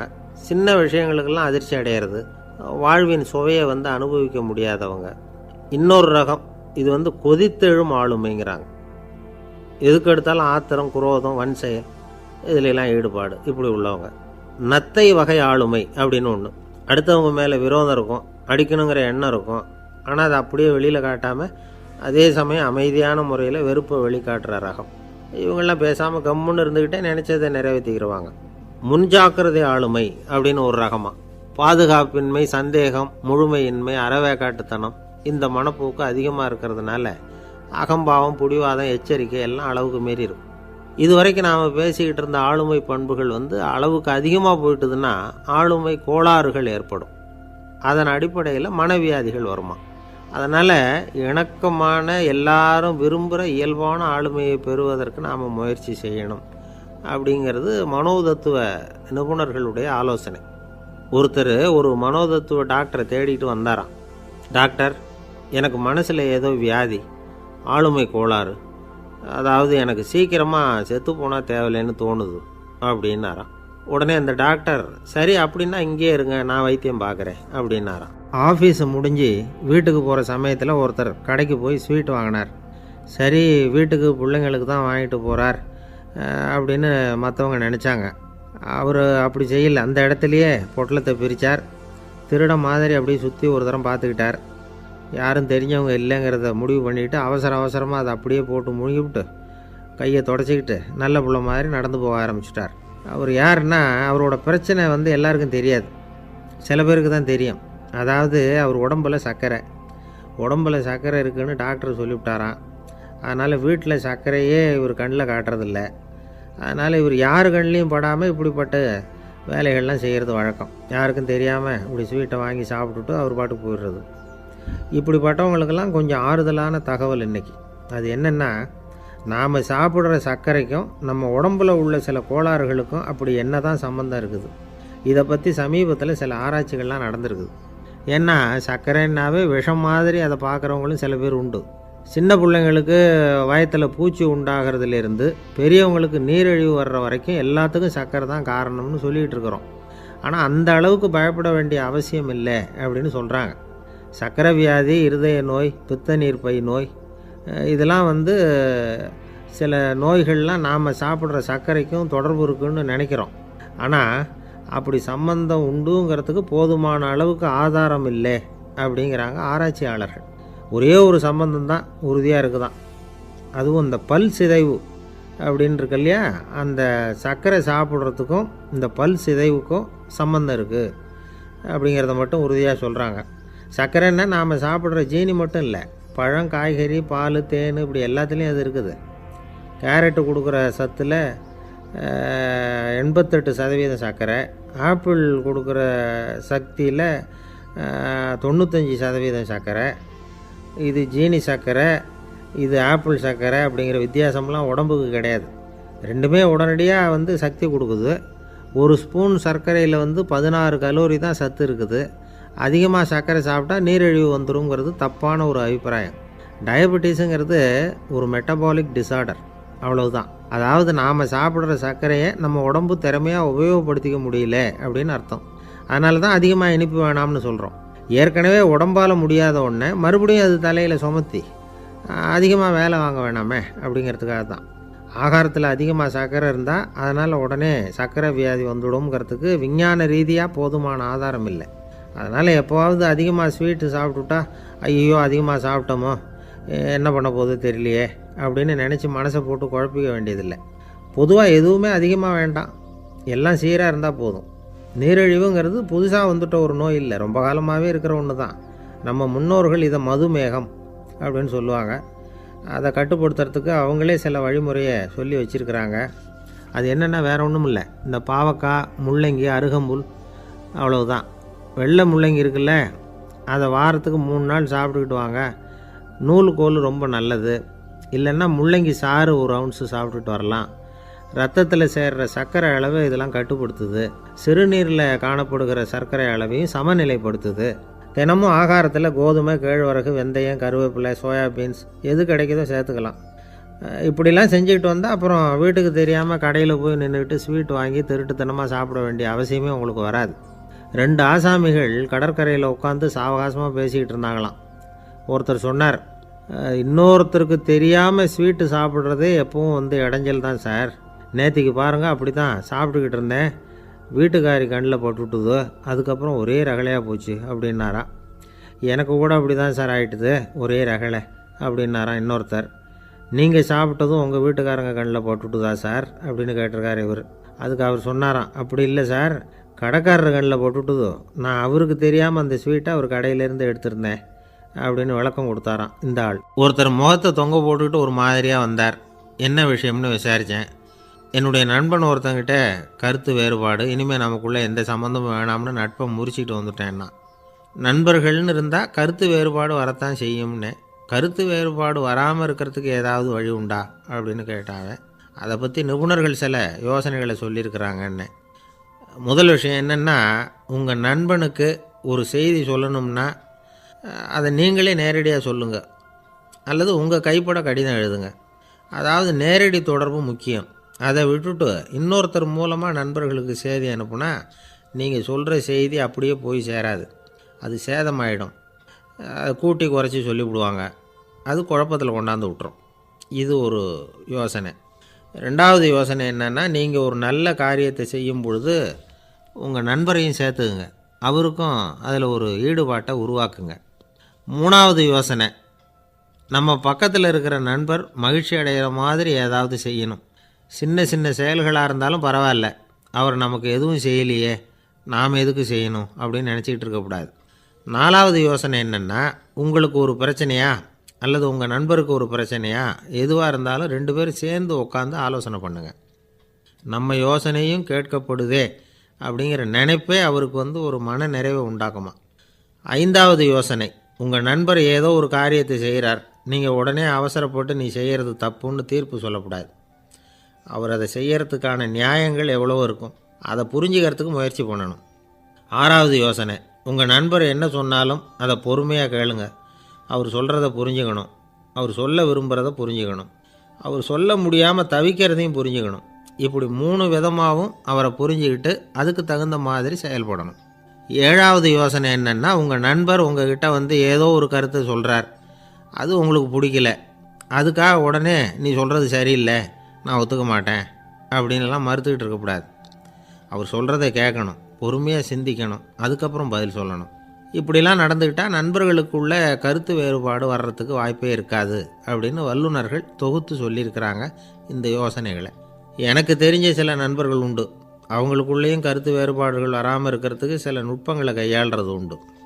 ஒருத்தர் சொன்னார், அந்த டாக்டர் சின்ன வயசுலேருந்து என் கூட பழகினவர், நாங்கள் 2 பேரும் இணை பிரியாத நண்பர்கள், இருந்தாலும் எனக்கு உடம்பு சரியில்லைன்னா நான் அவர்கிட்ட வைத்தியம் பார்த்துக்க மாட்டேன் அப்படின்னார் ஒருத்தர். ஏன் அப்படின்னு கேட்டேன். எங்கள் நட்பு கெட்டுப்போடக்கூடாது இல்லையா, அதனால தான் அப்படின்னார் இவர். ஒரு மனுஷனுக்கு 3 விதத்தில் கர்வம் உண்டாகிறதுக்கு வாய்ப்பு உண்டு. பணம், பதவி, புகழ். பணம் அதிகமாக வந்தால் கர்வம் வரலாம், பதவி பெருசாக வந்துட்டுதுன்னா கர்வம் வரலாம், புகழ் அதிகமாக போனாலும் கர்வம் வரலாம். இந்த 3 வகையான கர்வத்துக்கும் இடம் கொடுக்காமல் இருக்கிறாங்க பாருங்கள், அவங்க தான் சிறந்த மனிதர்கள். ஒரு பெரிய பொறுப்பில் இருக்கிறவங்களுக்கு கர்வம் வந்துடக்கூடாது. அப்படி வந்துட்டுதுன்னா அது எல்லாருக்கும் இடைஞ்சல். ஒரு ராஜா இருந்தார். அவர் ஒரு நாள் தன்னுடைய தலைநகரத்தை சுற்றி வந்துக்கிட்டு இருந்தார். ஒரு இடத்துல ஒரு அழகான நிலத்தை பார்த்தார். ஆஹா, இந்த இடத்துல நமக்குன்னு ஒரு மாளிகையை கட்டினா எவ்வளோ நல்லாயிருக்கும் அப்படின்னு நினச்சார். ராஜா நினச்சா அது முடியாத காரியமா? சரி, இந்த நிலம் யாருக்கு சொந்தம்னு விசாரிங்க அப்படின்னார் பக்கத்தில் இருந்தவங்கக்கிட்ட. அவங்கெல்லாம் ஓடி போய் விசாரித்தாங்க. அந்த இடம் வந்து ஒரு வயசான கிழவிக்கு சொந்தம், வயசான அம்மாவுக்கு சொந்தமாக.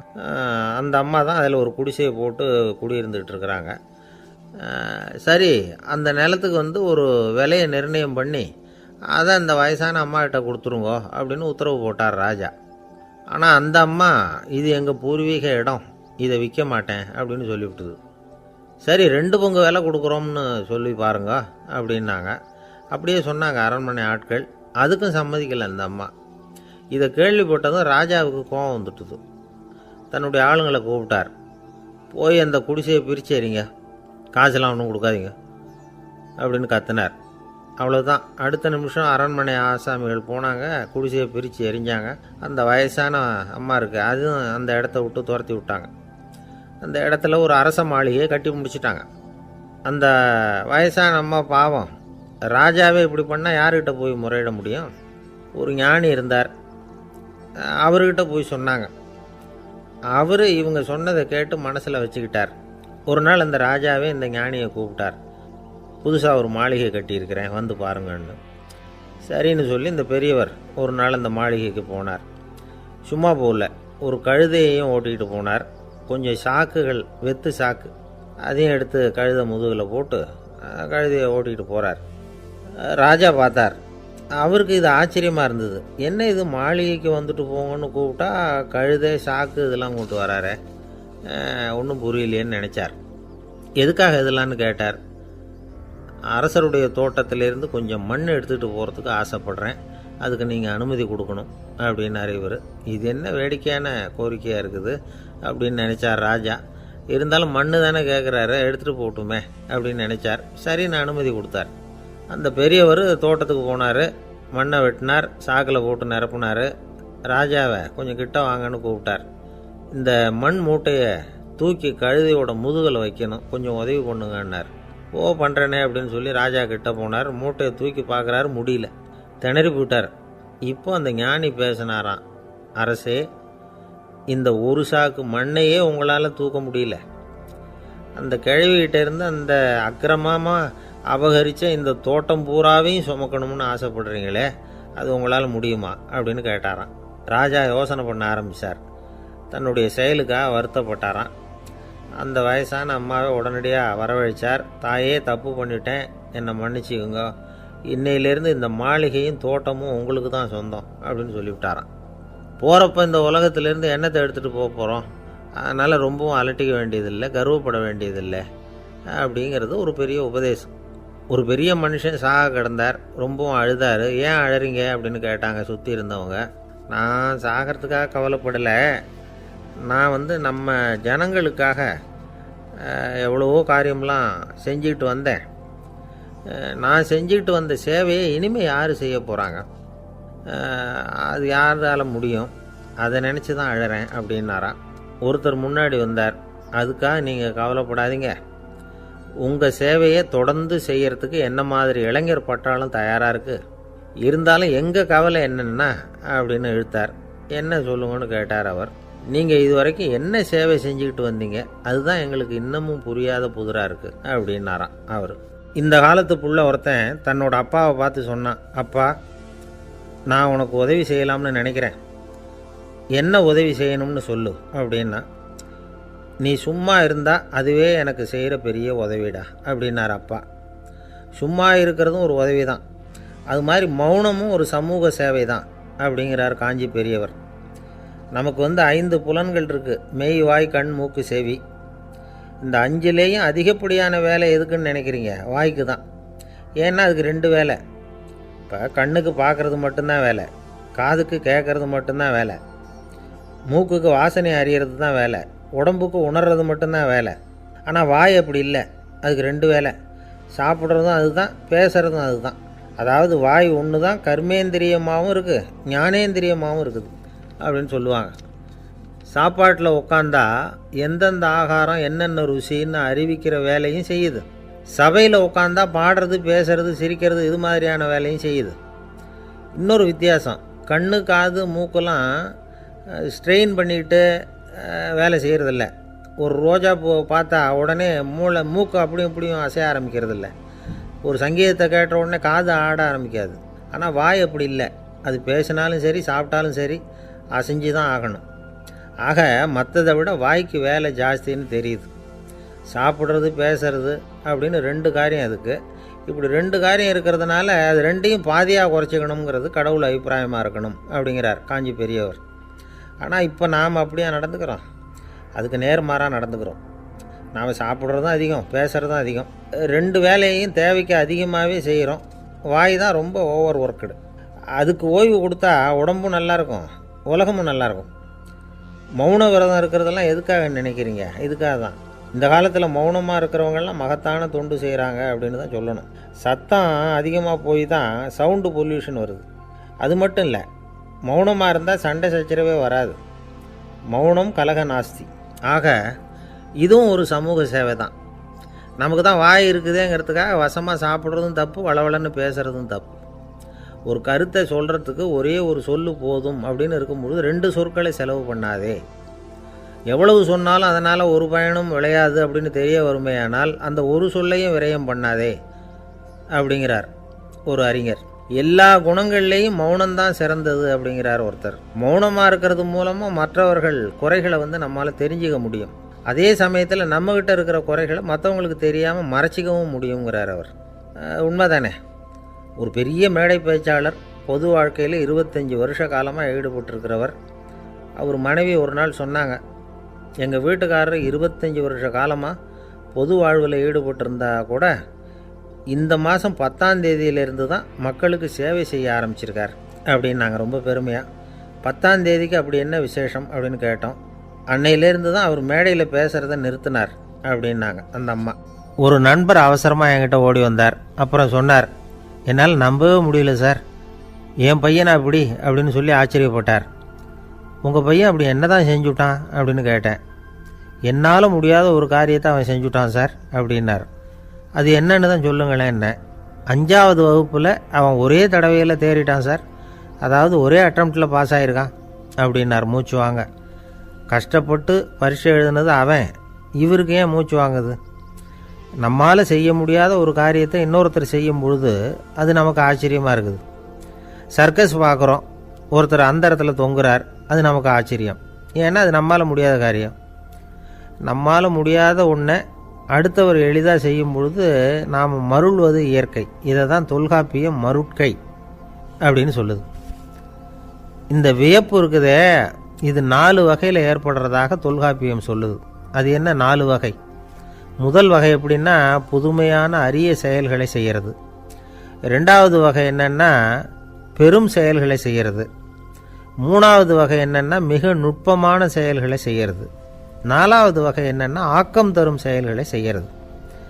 புதுமை, பெருமை, சிறுமை, ஆக்கமோடு மதினம் சாலா மருட்கை 4 அப்படிங்கிறது தொல்காப்பியம். இன்றைக்கி விஞ்ஞானம் புதுசு புதுசாக எதையோ கண்டுபிடிக்குது. ஆரம்பத்தில் அது ஆச்சரியமாக இருக்குது, அப்புறம் அது நமக்கு பழகி போடுது. வானொலி பெட்டி புதுசாக வந்தப்போ ஒரு பெட்டி பேசுதுங்கிறது எவ்வளோ பெரிய ஆச்சரியம். இப்போ யாரும் அதை ஆச்சரியமாக பார்க்குறதில்ல. மதினம் சாலா மருட்கை அப்படின்னு ஒரு சொற்றொடர் வருது பாருங்க, அதில் கருத்தாழம் உண்டு. எதை பற்றியும் போதுமான அளவு புரிந்து கொள்ளாத போது ஒருத்தர் ஆச்சரியப்படுறார். புரிந்து கொண்ட பிறகு ஆச்சரியம் மறைஞ்சு போடுது. மிக நுட்பமான செயல்களும் நம்ம ஆச்சரியப்பட வைக்கும். ஒரு அரிசியில் ஒரு திருக்குறள் எழுதி காட்டுறாங்க, ஒரு முட்டை ஓட்டுக்குள்ளே ஓவியம் தீட்டி காட்டுறாங்க. கருங்கல் சிற்பங்களில் எவ்வளவு நுட்பமான வேலைப்பாடுகளை எல்லாம் பார்த்து ஆச்சரியப்படுறோம். இது மாதிரி ஆக்கப்பூர்வமான அரிய செயல்களை செய்கிறது கூட வியப்பை உண்டு பண்ணும். குப்பை கூலங்களை கூட வாழ்க்கைக்கு பயன்படுகிற பொருளாக மாற்றுகிறவர்கள் இருக்காங்க. அவர்களுடைய செயல் வியப்பு அளிக்குது. இடைக்காட்டு சித்தர் பாடின 30 நூலில் வர்ற ஒரு பாடல், ஆற்றல் பிறர் அறிதலின் அகம் கிளர்வு உறுதலின் கற்று அறி பாணர் கெழுமிய கோடலின் தோற்றம் உருகவே போற்றல் சால் வியப்பே. ஒருத்தருடைய ஆற்றல் தெரியாமல் இருந்தது, அவருடைய அரிய செயலை பார்க்கும் பொழுது வியப்பாக இருந்தது, மனசுக்குள்ள கிளர்ச்சி. பாவலர்கள் இவர்களுடைய புகழை பாடி மற்றவர்களும் தெரிந்து கொள்ளுமாறு செய்கிறார்கள் அப்படிங்கிறது தான் ஒரு யதார்த்தமான உண்மை. ஆக எல்லா வகையிலும் மக்கள் தங்களுடைய வாழ்க்கையில் முன்னேறுவதற்கான வழிகாட்டுகிற ஒரு மெய்ப்பாடு தான் வியப்புங்கிறது. இந்த காலத்தில் நம்ம எப்படியெல்லாம் ஆச்சரியப்பட வைக்கிறாங்க. ஒரு ஆளை பிடிச்சி ஜெயிலில் கொண்டு வந்தாங்க. ஜெயில் அதிகாரி அவனை ரொம்ப ஆச்சரியமாக பார்த்தாரான். இவன் கேட்டான், ஏன் சார் அப்படி பார்க்குறீங்க, நான் இப்போ இங்கே வர்றது உங்களுக்கு ஆச்சரியமாக இருக்குதா அப்படின்னு கேட்டிருக்கான். இதுக்கு ஜெயில் அதிகாரி சொல்லியிருக்கார், நீ இப்போ இங்கே வந்ததில் எனக்கு ஒன்றும் ஆச்சரியம் இல்லைப்பா, ஏற்கனவே நீ இங்கேருந்து விடுதலையாகி போய் 6 மாதம் ஆச்சு, இவ்வளவு லேட்டாக வர்றியே அதுதான் எனக்கு ஆச்சரியமாக இருக்குது அப்படின்னாராம். ஒருத்தர் ஒரு தவறு செஞ்சு விட்றாருன்னு வச்சுக்கோங்க, உடனே நீ செஞ்சது தவறு அப்படின்னு சொல்கிறது ஒரு வகை. அதுக்கு பதிலாக எது சரின்னு அவர் புரிந்து கொள்ள உதவி செய்கிறது இன்னொரு வகை. இந்த 2வது வகை இருக்குது பாருங்கள், நிர்வாக இயலில் இது ரொம்ப முக்கியம். அலுவலகத்தில் வேலை பார்க்குற ஒருத்தர் முக்கியமாக தெரிஞ்சுக்க வேண்டியது என்ன தெரியுமா?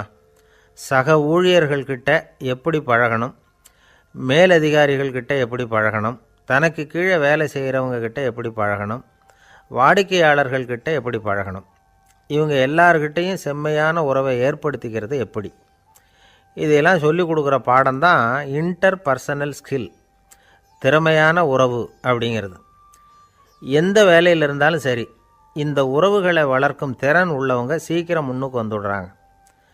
மற்றவங்க கிட்ட உறவை பலப்படுத்திக்கிறது எப்படி அப்படின்னு தெரிஞ்சுக்கிட்டோம்னா எந்த ஒரு தடையையும் சுலபமாக தாண்டி செய்கிற தொழிலில் முன்னுக்கு வந்துடலாம். ஹார்வர்டு பல்கலைக்கழகத்தில் ஒரு கணக்கெடுப்பு பண்ணி பார்த்தாங்களாம்.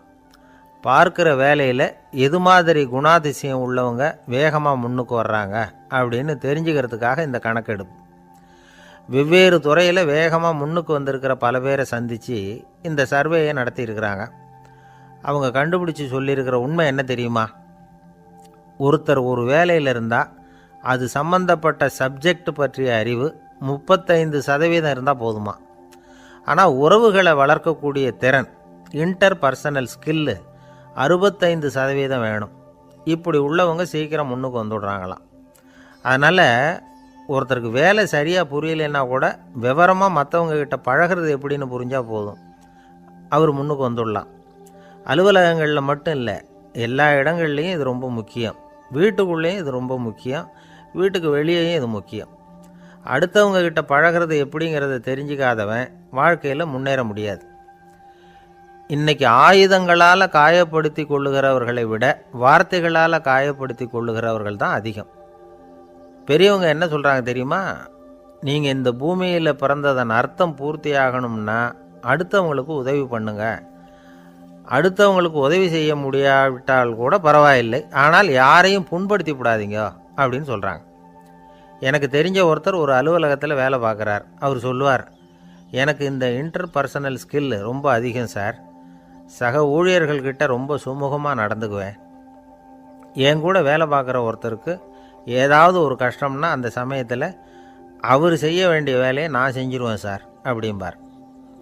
நான் அவர்கிட்ட சமீபத்தில் அப்படி ஏதாவது செஞ்சுருக்கீங்களா அப்படின்னு கேட்டேன். செஞ்சுருக்கேன் சார்.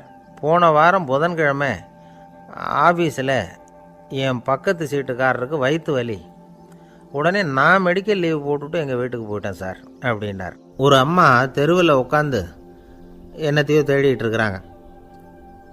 அந்த அம்மா ஒரு சூஃபி ஞானி.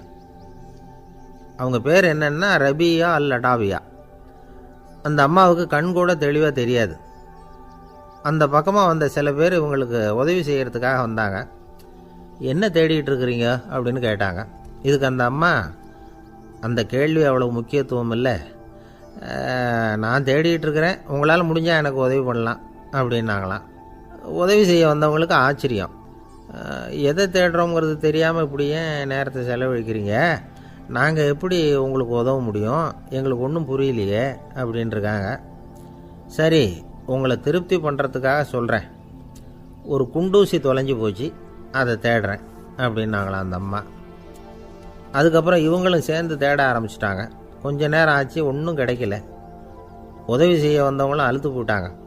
அப்புறம் கேட்டாங்க, இதை பாருங்கம்மா, இது ரொம்பவும் பெரிய தெரு, அகலமான தெரு, அதனால் குறிப்பாக நீங்கள் எந்த இடத்துல அந்த குண்டூசியை தொலைச்சிங்க அதை சொல்ல முடியுமான்னாங்களாம். இதுக்கு அந்த அம்மா, நீங்கள் மறுபடியும் அர்த்தமில்லாத கேள்வியை கேட்குறீங்க, உங்கள் கேள்விக்கும் நான் தேடுறதுக்கும் என்ன சம்மந்தம்னாங்களாம். இதை கேட்டதும் அவங்க ஒரு மாதிரி ஆயிட்டாங்க.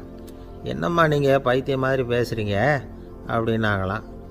சரி, உங்களை மறுபடியும் திருப்திப்படுத்துறதுக்காக சொல்கிறேன், அதை நான் எங்கள் வீட்டில் தொலைச்சுட்டேன் அப்படின்னாங்களாம். அப்புறம் எதுக்காக இங்கே தேடிட்டு இருக்கிறீங்க அப்படின்னு கேட்டிருக்காங்க. ஏன்னா இங்கே தான் வெளிச்சம் அதிகமாக இருக்குது, அங்கே வீட்டுக்குள்ளே இருட்டாக இருக்குது, அதனால் இங்கே தேடுறேன், வெளிச்சம் உள்ள இடத்துல தானே தேட முடியும் அப்படின்னாங்களாம் அந்த ஞானி. இந்த கதைக்கு என்ன அர்த்தங்கிறத பெரியவங்க சொல்கிறாங்க. அதாவது இந்த தேடுதல்ங்கிறது ஒரு வியாதி. அது நம்ம சதா அலைய வைக்கும், பைத்தியமாக மாற்றுறதுக்கு முயற்சி பண்ணோம். ஒரு காலம் அது நிறைவு அடையவே அடையாது. வாழ்வுங்கிறது ஒரு புரிந்து கொள்ள முடியாத சதா இயங்கி கொண்டிருக்கிற ஒரு செயல். அதுக்கு ஆரம்பமும் இல்லை, முடிவும் கிடையாது. எதையோ தேடணும் அப்படிங்கிற உந்துதல் நமக்குள்ளே இருக்கும், ஆனால் குறிப்பாக எதை தேடிட்டு இருக்கிறோம் அப்படிங்கிறது புரியாது. அப்படி ஏதாவது ஒன்றை தேடி அடைஞ்சிட்றோம்னு வச்சுக்கோங்க, உடனே ஒரு அதிருப்தி வந்துடும். அதனால் வாழ்க்கைங்கிறது சலிப்பு நிறைந்தது அப்படிங்கிற எண்ணத்தை உண்டாக்கிக்கிறோம். ஒன்று அடைஞ்சதுக்கு அப்புறம் இன்னொன்று தேட ஆரம்பிச்சிருவோம். ஆக இந்த தேடல்ங்கிறது நாம் ஒன்று அடைஞ்சாலும் அடையாவிட்டாலும் தொடர்ந்து நடந்துக்கிட்டு தான் இருக்கும். இதுக்கு முடிவே கிடையாது. இந்த உண்மையை நாம் நல்லா புரிஞ்சுக்கணும் அப்படிங்கிறது பெரியவங்களுடைய கருத்து. ஏழையும் தேடுறான், பணக்காரனும் தேடுறான், நோயாளியும் தேடுறான், நோய் இல்லாதவனும் தேடுறான், அதிகாரம் உள்ளவனும் தேடுறான், அதிகாரம் இல்லாதவனும் தேடுறான், முட்டாளும் தேடுறான், அறிவாளியும் தேடுறான். ஆனால் யாரும் இதை தான் தேடி சாதிக்க போகிறோம், இதுதான் முடிவு அப்படின்னு திட்டவட்டமாக சொன்னதில்லை. ஒன்று அடைஞ்சதும் இன்னொன்று தேட ஆரம்பிச்சிடுறாங்க, அவ்வளோதான். அதாவது உங்களின் தேடுபவர் உங்கள் உள்ளே தான் இருக்கிறார், அவரை தேடி கண்டுபிடியுங்கள். இதுதான் ஞானிகள் நமக்கு சொல்லுகிற ஒரு ஆலோசனை. நம்மால் ஒருத்தன் ஜெயிலில் இருந்தான். இன்னொரு கைதி அவனை பார்த்து கேட்டான், ஏன்பா உன்னை பார்க்குறதுக்கு வெளியிலேருந்து யாருமே இங்கே வர்றது இல்லையே, உனக்கு சொந்தக்காரங்களே கிடையாதா அப்படின்னு கேட்டானா. ஏன் இல்லை, எனக்கு சொந்தக்காரங்க நிறைய பேர் உண்டு, அவங்க என்னை பார்க்க வராததுக்கு காரணம் வேற அப்படின்ட்டுருக்கான் இவன். என்ன காரணம்னு கேட்டான் அவன். அதுக்கு இவன் சொன்னானா, அதுக்கு என்ன காரணம்னா அவங்க எல்லாரும் இங்கே உள்ளேயே இருக்கிறாங்க அப்படின்னானா. ஒரு சீன தேசத்து அரசர் இருந்தார். அவருக்கு வயசாயிட்டுது. அவருக்கு அடுத்தபடியாக அவருடைய புள்ள பட்டத்துக்கு வரணும், ஆட்சி பொறுப்பை ஏற்றுக்கணும். ஒரு நல்ல தலைவனுக்கு இருக்க வேண்டிய பண்புகள்லாம் தன்னுடைய மகனுக்கு இருக்கணும்னு விரும்பினார் அந்த அரசர். அதனால் இளவரசனை பக்கத்தில் இருந்த ஒரு குரு கிட்ட அனுப்புனார். இளவரசன் அவர்கிட்ட போய் சேர்ந்தான். அந்த குரு என்ன பண்ணார் தெரியுமா, இவனை பார்த்து சொன்னார், இதை பாருப்பா, நீ என்ன பண்ணுற, இப்போவே பக்கத்தில் இருக்கிற காட்டுக்கு போ, நடு காட்டில் போய் ஒரு இடத்துல உட்காந்துக்கோ, அங்கே என்னென்ன சத்தம்லாம் உன் காதில் விழுதுன்னு கவனித்து கேளு, உன் காதில் விழுந்த ஓசைகள் என்னென்னங்கிறத என்கிட்ட சொல்லு, அதுதான் எனக்கு தெரியணும், உனக்கு வேலையும் அதுதான் அப்படின்னு சொல்லி அனுப்பி வச்சுட்டார். இளவரசன் காட்டுக்கு போனான். குரு சொன்னபடியே ஒரு இடத்துல உட்காந்து கவனித்து கேட்டான். அதுக்கப்புறம் குருக்கிட்ட திரும்பி வந்தான். என்னென்ன சத்தம்லாம் கேட்ட அப்படின்னு கேட்டார் குரு. குருவே, காட்டில் நான் பறவைகள் சத்தம்லாம் கேட்டேன், மிருகங்களின் ஓசையையும் கேட்டேன், இதை தவிர இடி மின்னல் மழை இதுகளோட சத்தத்தையும் கேட்டேன் அப்படின்னா. குரு யோசனை பண்ணார், நீ இன்னமும் சரியாக கேட்கல, அதனால் மறுபடியும் காட்டுக்கு போ, கொஞ்ச நாள் தங்கியிருந்து கேட்டுட்டு வா அப்படின்னார். இளவரசனுக்கு ஒன்றும் புரியல. இருந்தாலும் குருவின் கட்டளையாச்சே, மறுக்க முடியுமா? உடனே அவன் மறுபடியும் காட்டுக்கு போனான். ஒரு இடத்துல உட்காந்தான். கொஞ்ச நேரம் உன்னிப்பாக கவனித்து கேட்டான். சில நாள் கழித்து குருக்கிட்ட திரும்பி வந்தான். குருவே, இந்த தடவை சில துல்லியமான சத்தங்களை எல்லாம் கேட்டான். தேனீ பறக்கிற சத்தம், நீரோடையின் மெல்லிய ஓசை, இதெல்லாம் கேட்டேன்னா. குரு சிரித்தார். நீ மறுபடியும் காட்டுக்கு போ, இன்னும் சில நாள் அங்கே இரு, முழுமையாக கவனமாக கேட்டுக்கிட்டு வா அப்படின்னு சொல்லி அனுப்பி வச்சுட்டார். இளவரசனுக்கு குழப்பம் அதிகமாயிட்டுது. ஒன்றுமே புரியல. மறுபடியும் காட்டுக்கு போனான். மௌனமாக ஒரு இடத்துல உட்காந்துட்டான். அப்படியே தியானத்தில் ஆழ்ந்துட்டான். சில நாளில் அவனுக்கு இதுவரை கேட்காத ஓசைகள்லாம் கேட்க ஆரம்பிச்சிட்டு, இதைத்தான் நான் கேட்கணும்னு என்னுடைய குரு எதிர்பார்த்துருக்கிறாருங்கிறத புரிஞ்சுக்கிட்டான். உடனே குருக்கிட்ட ஓடனான். குருவே, இந்த தடவை காதுகளுக்கு கேட்க முடியாத சில ஓசைகளை கூட என்னால் உணர முடிஞ்சுது. பூ மலருகிற ஓசை, சூரியனால் பூமி சூடாகிறப்போ எழுகிற ஓசை, காலை பனித்துளி இந்த புல்லுலாம் குடிக்கிற ஓசை, இது எல்லாம் என்னால் நல்லா கேட்க முடிஞ்சுது அப்படின்னா. குருவுக்கு இப்போ தான் திருப்தி ஏற்பட்டு தான். இளவரசனை பார்த்து சொன்னார், இதை பாருப்பா, இப்போ தான் நாட்டை ஆளுகிற தகுதி உனக்கு வந்திருக்குது அப்படின்னு சொல்லி அதுக்கு விளக்கமும் கொடுத்தாராம். எந்த அரசன் தன்னுடைய மக்களின் எதையும் பேசுகிற மௌன மொழியை மௌன வார்த்தைகளை கேட்குறானோ அவன்தான் ஆள தகுதி உள்ளவன். எந்த அரசன் தன்னுடைய மக்களின் உணர்ச்சிகளை உண்மையாக உணர்றானோ அவன்தான் முதன்மையான அரசன். போலி வார்த்தைகளை மட்டும் கேட்டுட்டு பல மௌன ராகங்களை காதில் வாங்கிக்காதவன் அரசனே இல்லை. எந்த நாட்டில் எப்போ ஒரு அரசன் தன்னுடைய மக்களின் உணர்ச்சிகளை கேட்க மறுக்கிறானோ அன்னையிலேருந்தே அந்த நாடு அழிய தொடங்குது அப்படின்னு அர்த்தம். இதுதான் அந்த குரு இளவரசனுக்கு போதிச்சது. வாயால் பேசுகிறத மட்டும் கேட்டு ஏமாறக்கூடாது, உணர்ச்சிகளையும் கேட்குறதுல தான் மனப்பக்குவம் உண்டாகும். மக்கள் உணர்ச்சிகளை புரிந்து கொள்ளாத அரசர்கள் நீடிச்சிருக்க முடியாது. அது மாதிரி நாடுகளில் அடிக்கடி குழப்பம் தான் உண்டாகும். அப்படி இருந்தால் அடிக்கடி ஆட்சி மாறிக்கிட்டு இருக்கும். அப்படிப்பட்ட ஒரு தேசம், அங்கே ஒரு சிறைச்சாலையில் 3 கைதிகள் பேசிக்கிட்டு இருந்தாங்க. ஒருத்தன் சொன்னான், நான் இந்த நாட்டு ராஜாவை எதிர்த்து பேசிக்கிட்டு இருந்தேன், அதனால் என்னை பிடிச்சி கொண்டாந்து இங்கே போட்டுட்டாங்க அப்படின்னு நான் ஒருத்தன். இன்னொருத்தன் சொன்னான், நான் இந்த நாட்டு ராஜாவை ஆதரித்து பேசிக்கிட்டு இருந்தேன், அதனால் என்னை பிடிச்சி கொண்டாந்து இங்கே தள்ளிவிட்டாங்க அப்படின்னா. அது சரி, நீ என்ன தப்பு பண்ண அப்படின்னு சொல்லி 3வது ஆளை பார்த்து இவங்க கேட்டாங்க. அதுக்கு அந்த ஆள் சொல்கிறான், நான் தான் இந்த நாட்டு ராஜா அப்படின்னானா. ஒரு ஆசாமி வேகமாக ஓடிக்கிட்டு இருந்தான். ஏன் இப்படி ஓடுறேன்னு கேட்டார் இன்னொருத்தர். அங்கே ஒரு ஆள் அடிபட்டு கிடக்கிறான், அதை பார்த்தேன், உடனே ஓடுறேன்னா. எங்கேன்னு கேட்டார். ஆஸ்பத்திரிக்குன்னா. ஒரு ஆள் அடிபட்டு கிடக்கிறத பார்த்தா உடனடியாக நாம் செய்ய வேண்டியது முதல் உதவி, அதுக்கப்புறம் தான் ஆஸ்பத்திரி. இன்றைக்கி விபத்துங்கிறது சர்வசாதாரணமாக நடந்துக்கிட்டு இருக்குது. வாகன விபத்து, வெடிகுண்டு விபத்து, தீ விபத்து, கட்டடம் சரியறது, பூகம்பம், இப்படி நிறைய நடக்குது. ஒரு விபத்தை பார்த்துட்டா நம்மளில் பல பேர் நமக்கு என்னத்துக்கு வம்புன்னு ஒதுங்கி போயிடுறதும் உண்டு. சில பேர் துணிஞ்சு கிட்ட போய் உதவி செய்கிறதும் உண்டு. அப்படி உதவி செய்ய நினைக்கிறவங்களுக்கு உபயோகப்படுற தகவல் இது. விபத்தில் காயமடைஞ்சவங்களை 3 பிரிவாக பிரிக்கலாமா. முதல் வகை கொஞ்சம் சீரியஸானது, உயிருக்கு உடனே ஆபத்து தரக்கூடியது. மூளை காயம், முகம், கழுத்து காயங்கள், இருதயம், நுரையீரல் காயங்கள், வயத்தில் உள்ளுறுப்பு காயங்கள், அதிகப்படியான இரத்தப்போக்கு, இதனால எல்லாம் பாதிக்கப்பட்டிருந்தால் அது முதல் வகை அப்படின்னு நாமளே மனசுக்குள்ளே முடிவு பண்ணிக்கணும். இவங்களுக்கெல்லாம் உடனடியாக முதல் உதவி கொடுக்கணும். தாமதப்படுத்தாமல் ஆஸ்பத்திரிக்கு கொண்டுகிட்டு போயிடணும். இப்படி கொஞ்சம் எச்சரிக்கையாக நடந்துக்கிட்டால் அவங்களில் பல பேரை காப்பாற்றிக்கொள்ளலாம். 2வது வகை எப்படின்னா, முதல் உதவி விரைவாக கிடைச்சா உயிர் பிழைக்கக்கூடிய மார்பு காயங்கள், கைகால் எலும்பு முறிவு, இடுப்பு முதுகெலும்பு காயம், சீரான இரத்த சேதம், இப்படிப்பட்டவங்களை 2வது வகையாக பிரிக்கணும். ஆபத்து இல்லாத சிராய்ப்புகள், சிறு காயங்கள், இரத்த உறைவுகள், இதனால் பாதிக்கப்படுறவங்க 3வது வகை. ஒருத்தர் தலையில் அடிபட்டு நினைவு இழந்துட்டார்னு வச்சுங்க, அவருக்கு வாந்தி வர்றதுனால புறையேறி மூச்சு அடைப்பு உண்டாகும். இப்படி ஆகாமல் இருக்கிறதுக்காக தலையை ஒரு பக்கமாக சாய்ச்சி வைக்கலாம். நாடி துடிப்பையும் இதய துடிப்பையும் தொட்டு பார்க்கணும். அது குறைஞ்சிருந்தாலும் சரி, நின்று இருந்தாலும் சரி, அவர் மார்பை நிமிஷத்துக்கு 80 தடவை உள்ளங்கையால் அழுத்தி இதய துடிப்பை மீட்கிறதுக்கு உதவி பண்ணணும். கழுத்தில் காயம்பட்டாலும் ஆபத்து அதிகம். கழுத்துக்கு அடியில் ஒரு துண்டை மடித்து வைக்கலாம். 2 பக்கமும் சின்ன தலையணை அல்லது துணி மடிப்புகளை வச்சு கழுத்தை அதிகமாக அசையாமல் பார்த்துக்கலாம். முதுகெலும்பு முறிஞ்சிருக்குமோ அப்படிங்கிற சந்தேகம் இருந்ததுன்னா அவரை அதிகமாக அசைய விடக்கூடாது. அதிகமாக அசைஞ்சால் தண்டு இடத்துல பாதிப்பு ஏற்பட்டு கைகால் விளங்காமல் போயிடும். அவரை ஒரு கனமான போர்வை இல்லைன்னா பாயில் படுக்க வச்சு 4 பேர் மெதுவாக தூக்கி மருத்துவ உதவிக்கு அனுப்பி வைக்கலாம். கையெலும்பு முறிஞ்சிருந்தால் முறிஞ்ச பாகத்தை உடம்போடு சேர்த்து அசையாமல் கட்டி போடலாம். கால் எலும்பு முறிஞ்சிருந்தால் மற்ற காலோடு சேர்த்து கட்டி போடலாம். முறிஞ்ச பாகம் தொங்காமல் பார்த்துக்கணும், அப்போ தான் வீக்கம் உண்டாகாமல் இருக்கும். வெட்டு காயம், குண்டடிப்பட்ட காயம், இதிலெல்லாம் ரத்தப்போக்கு அதிகமாக இருக்கும். ரத்தம் வெளியேற ஆபத்து அதிகம்.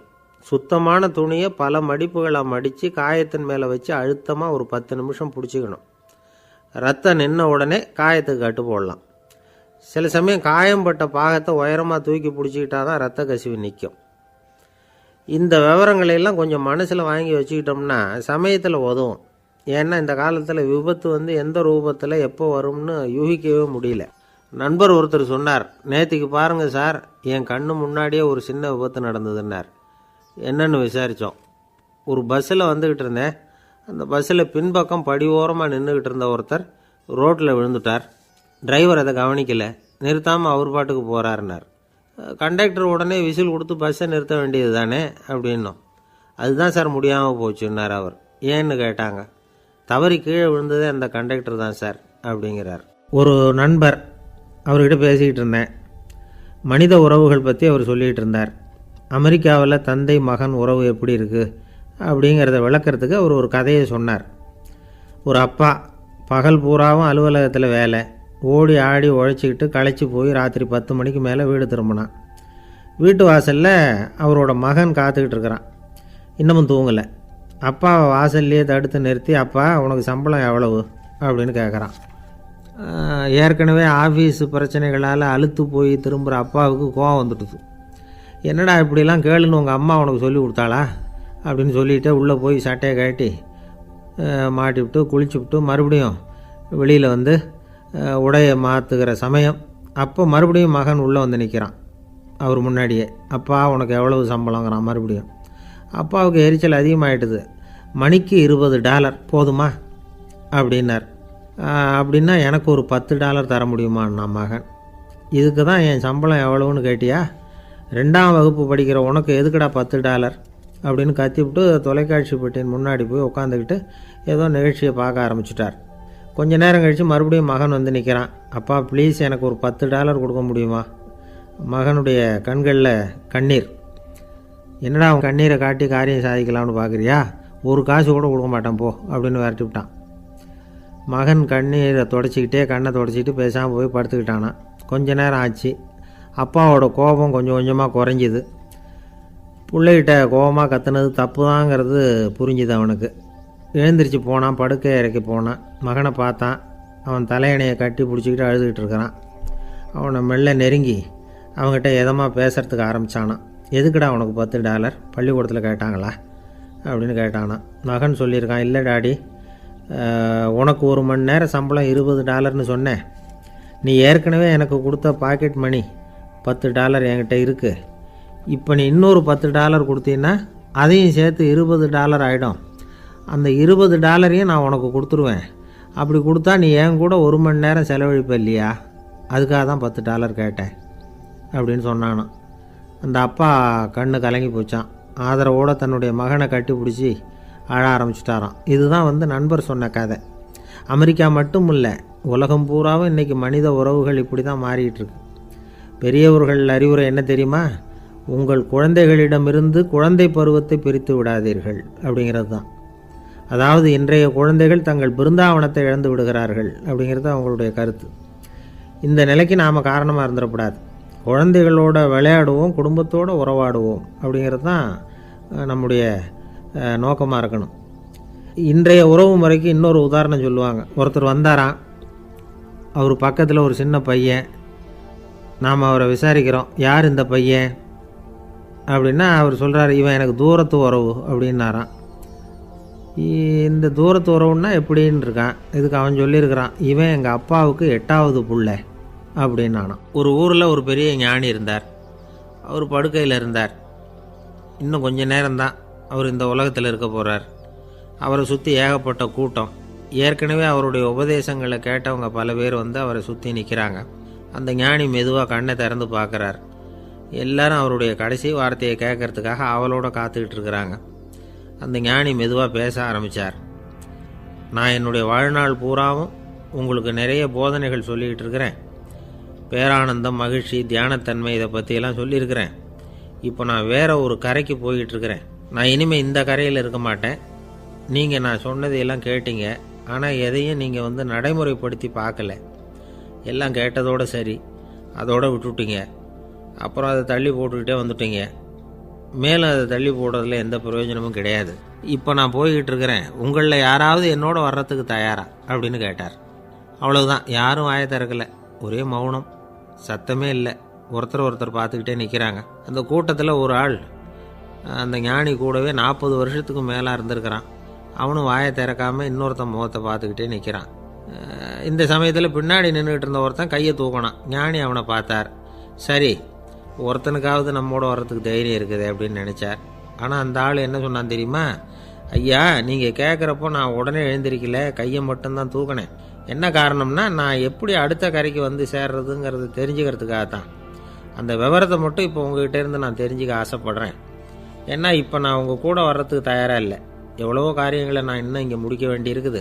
வீட்டுக்கு ஒரு விருந்தினர் வந்திருக்கிறார். என்னுடைய இளைய மகனுக்கு கல்யாணம் பண்ணி வைக்கணும். அதனால் இன்றைக்கி உங்கள் கூட வர முடியாது. அது மட்டும் இல்லை, இப்போ உங்கள் கூட அடுத்த கரைக்கு வந்தால் திரும்பி வர முடியாதுன்னு வேறு சொல்கிறீங்க. அதனால் இப்போ நான் வரல, இன்னொரு நாள் நிச்சயமாக நான் வர்றேங்க, வந்து உங்களை சந்திக்கிறேன். அதனால் இப்போ நீங்கள் இன்னொரு தடவை எங்களுக்கு விளக்கமாக சொல்லணும். ஏற்கனவே பல தடவை சொல்லியிருக்கிறீங்க, தயவு பண்ணி இப்போ ஒரு தடவை சொன்னீங்கன்னா சௌகரியமாக இருக்கும்.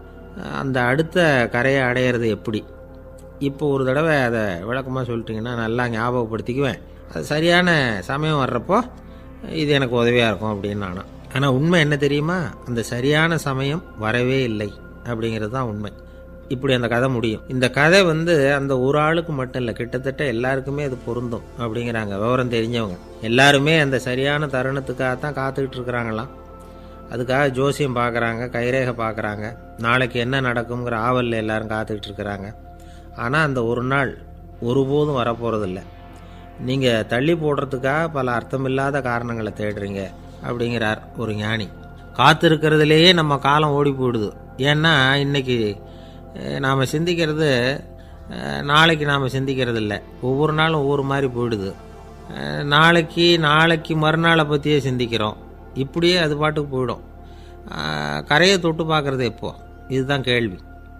நமக்கு வேண்டியப்பட்ட ஒருத்தர் ஒரு ரயில்வே பிளாட்ஃபாரத்தில் நின்றுட்டு இருக்கிறார். அங்கே இருக்கிறவங்ககிட்ட கேட்குறாராம், விசாரிக்கிறார், ஏங்க கிழக்க போகிற ரயில் போயிட்டுதுங்களான்னாராம். போயிட்டுதுன்னு இருக்கிறாங்க. கொஞ்ச நேரம் கழித்து ஏங்க மேற்க போகிற ரயில் போயிட்டுதுங்களான்னு கேட்டிருக்காரு. போயிட்டுதுங்களான் இருக்காங்க. அப்புறம் கொஞ்ச நேரம் கழித்து மறுபடியும் ஏங்க 10:30 மணி வண்டி போயிட்டுதான்னு கேட்டிருக்காரு. தொடர்ந்து காலையிலேருந்து சாயந்தரம் வரைக்கும் இப்படி ஒரே இடத்துல நின்றுட்டு கேட்டுக்கிட்டே இருக்கிறார். இதை பார்த்துக்கிட்டு இருந்த ஒருத்தர் அவர்கிட்ட ஏங்க நீங்கள் எங்கே போகணும் அப்படின்னு கேட்டாராம். இவர் மெதுவாக சொன்னாராம், இந்த ரயில்வே லைனை தாண்டி அந்த பக்கம் போகணும் அப்படின்னாராம். நம்பிக்கை இல்லைன்னா இந்த உலகத்தில் நாம் நடமாடவே முடியாது. அவநம்பிக்கையோடு இருந்துக்கிட்டு இருந்தால் என்றைக்கும் அவஸ்தை தான். நாம் நம்புறது நடக்குதோ இல்லையோ அது வேறு விஷயம். ஆனால் எதையும் நம்பி தான் நாம் அடி வைக்க வேண்டியிருக்கு. வேறு ஒன்றும் வேணாம், ஒரு லாட்ரி சீட்டு வாங்குகிறோம், அது எங்கே நமக்கு விழப்போகுது அப்படிங்கிற அவநம்பிக்கையோடவா வாங்குகிறோம். பரிசு நமக்கு தான் அப்படிங்கிற நம்பிக்கை உள்ளூர இருக்கிறதுனால தான் அதை வாங்குகிறோம். இருந்தாலும் முடிவு வேறு மாதிரி ஆகிடுது. அதுக்காக மனசு சோர்ந்து போகிறதில்ல, அடுத்த மாதமும் சீட்டு வாங்குகிறோம். இந்த நம்பிக்கை தான் மனித வாழ்க்கைக்கு ஆதாரம். ஒரு கடையில் போய் டீ சாப்பிட்றீங்க, அந்த டீ நல்ல டீ தானா, அதில் விஷம் கலந்துருக்குமா அப்படிங்கிற சந்தேகம் வந்துட்டுதுன்னு வச்சுங்க. அதுக்கப்புறம் அதை எப்படி நீங்கள் சாப்பிட முடியும்? நம்பி தான் சாப்பிட்ணும். ரயில் ஒழுங்காக போய் சேருங்கிற நம்பிக்கை இருக்கிறதுனால தான் அதில் ஏறி உட்காடுறோம். லெட்டர் ஒழுங்காக போய் சேருங்கிற நம்பிக்கை இருக்கிறதுனால தான் பெட்டியில் போடுறோம். சரி, நம்ம கதையெல்லாம் நம்மளோட இருக்கட்டும். மனித நம்பிக்கை எந்த அளவுக்கு உறுதியாகவும் அறிவுபூர்வமாகவும் இருக்கணுங்கிறதுக்கு அலெக்சாண்டர் வாழ்க்கையில் நடந்த ஒரு சம்பவத்தை உதாரணமாக சொல்லலாம். இந்த உலகத்தையே ஜெயிக்கணும்னு புறப்பட்டார் அலெக்சாண்டர். ஒரு கட்டத்தில் அவர் சிட்னஸ் நதி கரைக்கு சேர்ந்தார். அந்த சமயத்தில் அவருக்கு கடுமையான நோய் வந்துட்டுது. அவர் கூடவே வந்திருந்த கிரேக்க வைத்தியர்கள் என்னென்னமோ முயற்சியெல்லாம் பண்ணி பார்த்தாங்க. இருந்தாலும் அலெக்சாண்டருக்கு வந்திருக்கிறது என்ன நோய்ங்கிறத அவங்களால கண்டுபிடிக்க முடியல. ஏன்னா அந்த பகுதியில் உள்ளவங்களுக்கு மட்டுமே அதிகமாக வரக்கூடிய ஒரு வினோதமான நோயாக இருந்தது அது. ஆனால் அவர் இருக்கிற இடம் எதிரியோட இடம், பாரசீக மன்னனோட ஆளுகைக்கு உட்பட்ட இடம். என்ன பண்ணுறது அப்படின்னு எல்லாரும் யோசனை பண்ணாங்க. பாரசீக மன்னனோட அரண்மனையில் இருக்கிற வைத்தியர் வந்தால் இந்த நோயை குணப்படுத்தி விடுவார் அப்படின்னு சொன்னாங்க. இருந்தாலும் எதிரியோட நாட்டில் இருக்கிற வைத்தியரை கூப்பிட்டு எப்படி நம்பி வைத்தியம் பார்க்க சொல்கிறது அப்படின்னு சொல்லி எல்லோரும் தயங்கினாங்க. ஆனால் அலெக்சாண்டர் தயங்கலை. பரவாயில்ல, அழைச்சிட்டு வாங்கன்னு விட்டார். உடனே அவரை போய் அழைச்சிட்டு வந்துட்டாங்க. அவர் வந்தார். அலெக்சாண்டர் உடம்பை பரிசோதனை பண்ணி பார்த்தார். சரி, இதை குணப்படுத்தி விடலாம், பயப்பட வேண்டியதில்லை. ஆனால் இதுக்கு ஒரு மூலிகை ரசம் தயார் பண்ணி கொடுக்கணும். நான் போய் அதை தயார் பண்ணிவிட்டு 2 நாளில் திரும்பி வந்துடுறேன் அப்படின்னு சொல்லிவிட்டு போனார் அந்த வைத்தியர். அதே மாதிரி 2 நாளில் திரும்பி வந்தார் மூலிகை ரசத்தோட. இதுக்கு இடையில் அலெக்சாண்டரோட தளபதிகளில் ஒருத்தர் ரகசியமாக ஒரு எச்சரிக்கை கடிதம் கொடுத்து அனுப்பியிருக்கிறான். அதை வாங்கி என்ன விஷயம்னு பார்த்தார். இப்போ உங்ககிட்ட வந்திருக்கிற எதிரி நாட்டு வைத்தியரை நம்பாதீங்க, அவன் கொண்டுகிட்டு வந்திருக்கிற மூலிகை ரசத்தில் விஷம் கலந்துருக்குது அப்படின்னு அதில் எழுதியிருக்கு. அதை பார்த்தார் அலெக்சாண்டர். இருந்தாலும் கொஞ்சம் கூட அலட்டிக்கல. வைத்தியர் கொடுத்த மருந்தை வாங்கி கடகடன்னு குடிச்சுட்டு அதுக்கப்புறம் அந்த கடிதத்தில் இருந்த விஷயத்தை அந்த வைத்தியர்கிட்ட சொன்னார். வைத்தியர் தகைச்சு போயிட்டார். தன் மேலே அலெக்சாண்டர் வச்சிருக்கிற நம்பிக்கையை பார்த்து அவருக்கு ரொம்ப வியப்பு. வைத்தியர் உண்மையிலேயே நல்ல மருந்து தான் கொண்டுகிட்டு கொடுத்துருக்கிறார், அதில் விஷம்லாம் எதுவும் கலக்கலை. அதுக்கப்புறம் அலெக்சாண்டர் அந்த வைத்தியரை பார்த்து சொன்னாராம், நம்பிக்கைங்கிற அச்சாணியை ஆதாரமாக வச்சுக்கிட்டு தான் இந்த உலகம் சுற்றிக்கிட்டு இருக்குது. எனக்கு எதிரியாக இருந்தாலும் பாரசீக மன்னர் ரொம்ப பெரியவர். அப்பேற்பட்ட மன்னருடைய அரண்மனை வைத்தியர் தொழில் நேர்மை இல்லாதவராக இருக்க முடியாது, இருக்க மாட்டார். அப்படி இருந்தால் அவரை அரண்மனை வைத்தியராக வச்சிருக்கவே மாட்டாங்க அப்படின்னு நம்பினேன். என்னுடைய நம்பிக்கை வீண் போகலை அப்படின்னாராம். இதுதான் மானுட நம்பிக்கைங்கிறது. இந்த காலத்துலேயும் இது மாதிரி இந்த மானுட நம்பிக்கை ரொம்பவும் சாமர்த்தியமாக கையாளுகிற கெட்டிக்காரங்க சில பேர் இருக்கிறாங்க. இந்த காலத்து குரு, அவருக்கு ஒரு சிஷ்யன். குரு முன்னாடி அந்த சிஷ்யன் ரொம்ப பணிவாக நின்று, குருவே, உங்கள் கையால் விஷத்தை கொடுத்தாலும் அதை வாங்கி மடமடன்னு குடிச்சிருவேன் அப்படின்னா. உன்னுடைய குரு பக்தியை மெச்சினேன் அப்படின்னார் குரு. அதுக்கு அந்த சிஷ்யன், அப்படி இல்லை குருவே, உங்ககிட்ட சிஷ்யனாக இருக்கிறத விட உங்கள் கையால் விஷத்தை வாங்கி குடிச்சு விடுறது ரொம்ப நல்லது, அதனால தான் அப்படி சொன்னேன் அப்படின்னா. ஒரு தீக்குச்சி தீப்பெட்டியை பார்த்து கேட்டு தான், நாம் 2 பேரும் தானே உரசிக்கிறோம், ஆனால் நான் மட்டும் தீப்பிடிச்சி எரிஞ்சு போகிறேன், நீ அப்படியே இருக்கிறியே அப்படின்னு தான். அதுக்கு தீப்பெட்டி சொல்லியிருக்குது, உனக்கு தலையில் கணம் இருக்குது அதனால் அழிஞ்சு போகிற அப்படின்னு தான். எப்படி இருக்கு பாருங்கள் இந்த பதில். தலையில் கணம் உள்ளவங்க யாருமே சரியாக இருக்க முடியாது. எவ்வளவு பெரியவங்களாக இருந்தாலும் சரி, ரொம்ப கஷ்டம்தான் அது. கர்வம்ங்கிறது கூடவே கூடாது. இதை விளக்கிறதுக்கு மகான் ஒருத்தர் ஒரு சம்பவத்தை சொல்கிறார். அர்ஜுனன் தீர்த்த யாத்திரை பண்ணானா. அப்போது தென்னிந்தியாவுக்கு வந்திருக்கிறான். ராமேஸ்வரத்துக்கு போனப்போ அங்கே இலங்கைக்கு கல்லுலாம் அடுக்கி போடப்பட்டிருந்த பாலத்தை பார்த்தானா. ஒரு சின்ன குரங்கு அதுக்கு பக்கத்தில் விளையாடிக்கிட்டு இருந்திருக்கு. அதை பார்த்துட்டு அர்ஜுனன் சிரிச்சிருக்கான். ஏன் சிரிக்கிறேன்னு கேட்டிருக்கு அந்த குரங்கு. ராமன் மிகச்சிறந்த வில் வீரன். அப்படி இருக்கிறப்போ அவன் இலங்கைக்கு அம்புகளாலேயே ஒரு பாலம் கட்டியிருக்கலாம். அதை விட்டுட்டு போயும் உன்ன மாதிரி குரங்குகளை துணையாக வச்சுக்கிட்டு இப்படி ஒரு கருங்கல் பாலத்தை கட்டியிருக்கிறானே அப்படின்னானா. அம்புகளால் பாலம் கட்ட முடியுமா அப்படின்னு கேட்டு தான் குரங்கு. ஏன் முடியாது, என்னால் முடியுமேன்னு இருக்கான் அர்ஜுனன். அம்பால் பாலம் கட்டலாம், இருந்தாலும் என்ன மாதிரி குரங்குகள் ஏறி நடந்தால் அது தாங்குமா? அதனால தான் ராமர் கருங்கல் பாலமே கட்டினார் அப்படின்றது குரங்கு சொல்லிச்சான். அப்படியே சொல்கிற, நான் வேணும்னா இப்போ அம்புகளாலேயே ஒரு பாலத்தை கட்டுறேன், நீ அது மேலே ஏறி நடந்து பார். பாலம் விழுந்துட்டுதுன்னா நான் தீ மூட்டி அதில் குதித்து உயிர் தியாகம் பண்ணி விட்றேன் அப்படின்னு நான் ரொம்ப கோபமாக. உடனே அந்த சின்ன குரங்கு பெரிய உருவம் எடுத்துட்டு தான் கையில் கதையோடு அர்ஜுனன் முன்னாடி நிற்கிறான் அனுமன். பார்த்தா, என்னுடைய தலைவர் ராமரையா இழிவாக பேசுகிற, நீ இப்போ பாலம் கட்டு, நான் என்னுடைய பலத்தை காட்டுறேன் அப்படின்னு அனுமன். அர்ஜுனன் தன்னுடைய காண்டிபத்தை எடுக்கிறான், சரமாரியாக அம்புகளை விடுறான். அதெல்லாம் ஒன்றோட ஒன்று கோத்துக்கிட்டு அப்படியே பாலம் மாதிரி நிற்கிது. அர்ஜுனன் தலை நிமிர்ந்து நின்னான். அனுமன் உயர கிளம்பி அங்கேருந்து பாலத்தில் பொத்துன்னு இறங்கினான். பாலம் அப்படியே நொறுங்கி போச்சு தூள் தூளாக. என்ன அர்ஜுனா, இப்போ என்ன செய்ய போகிற அப்படின்னு நான் ஏளனமா. அர்ஜுனன் தலையை தொங்க போட்டுக்கிட்டான்.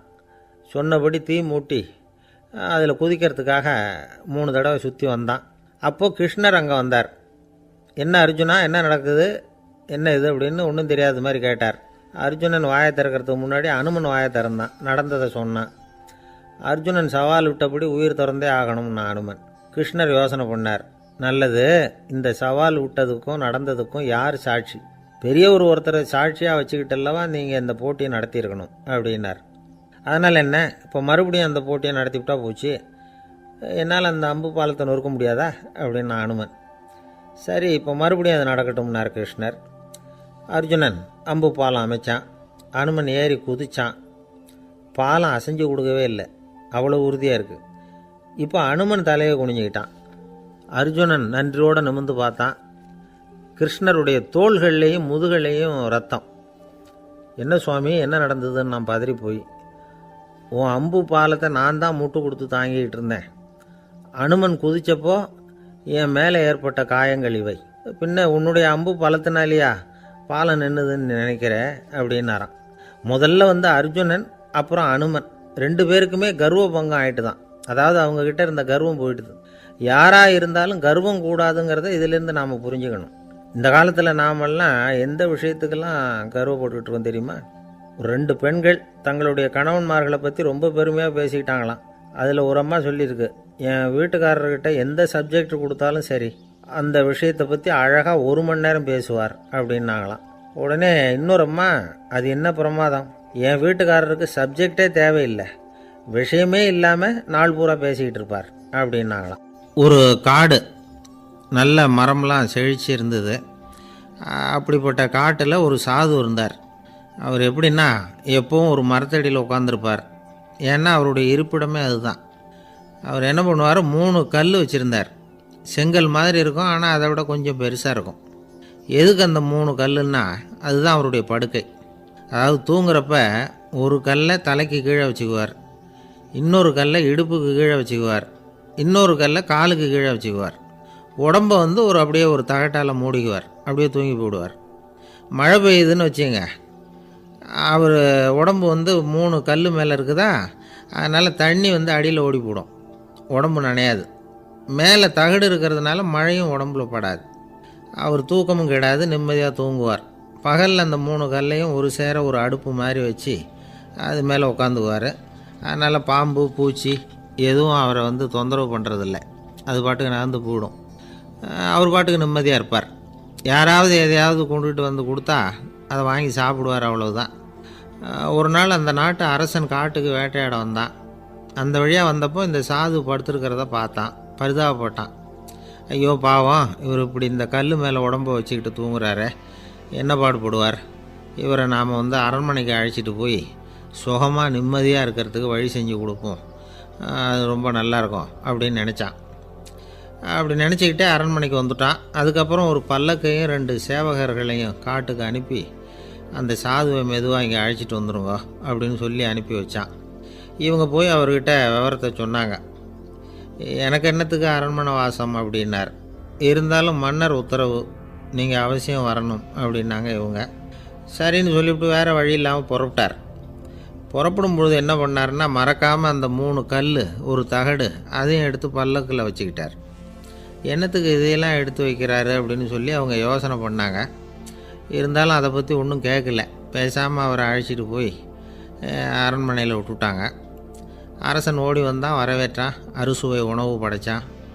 அவர் படுக்கிறதுக்கு தங்க கட்டில், பட்டு மெத்தை, இப்படி எல்லாம் ஏற்பாடு பண்ணி வச்சான். இங்கே படுத்து ஓய்வு எடுத்துக்குங்க அப்படின்னு சொல்லிவிட்டு அவன் பாட்டு போயிட்டான்.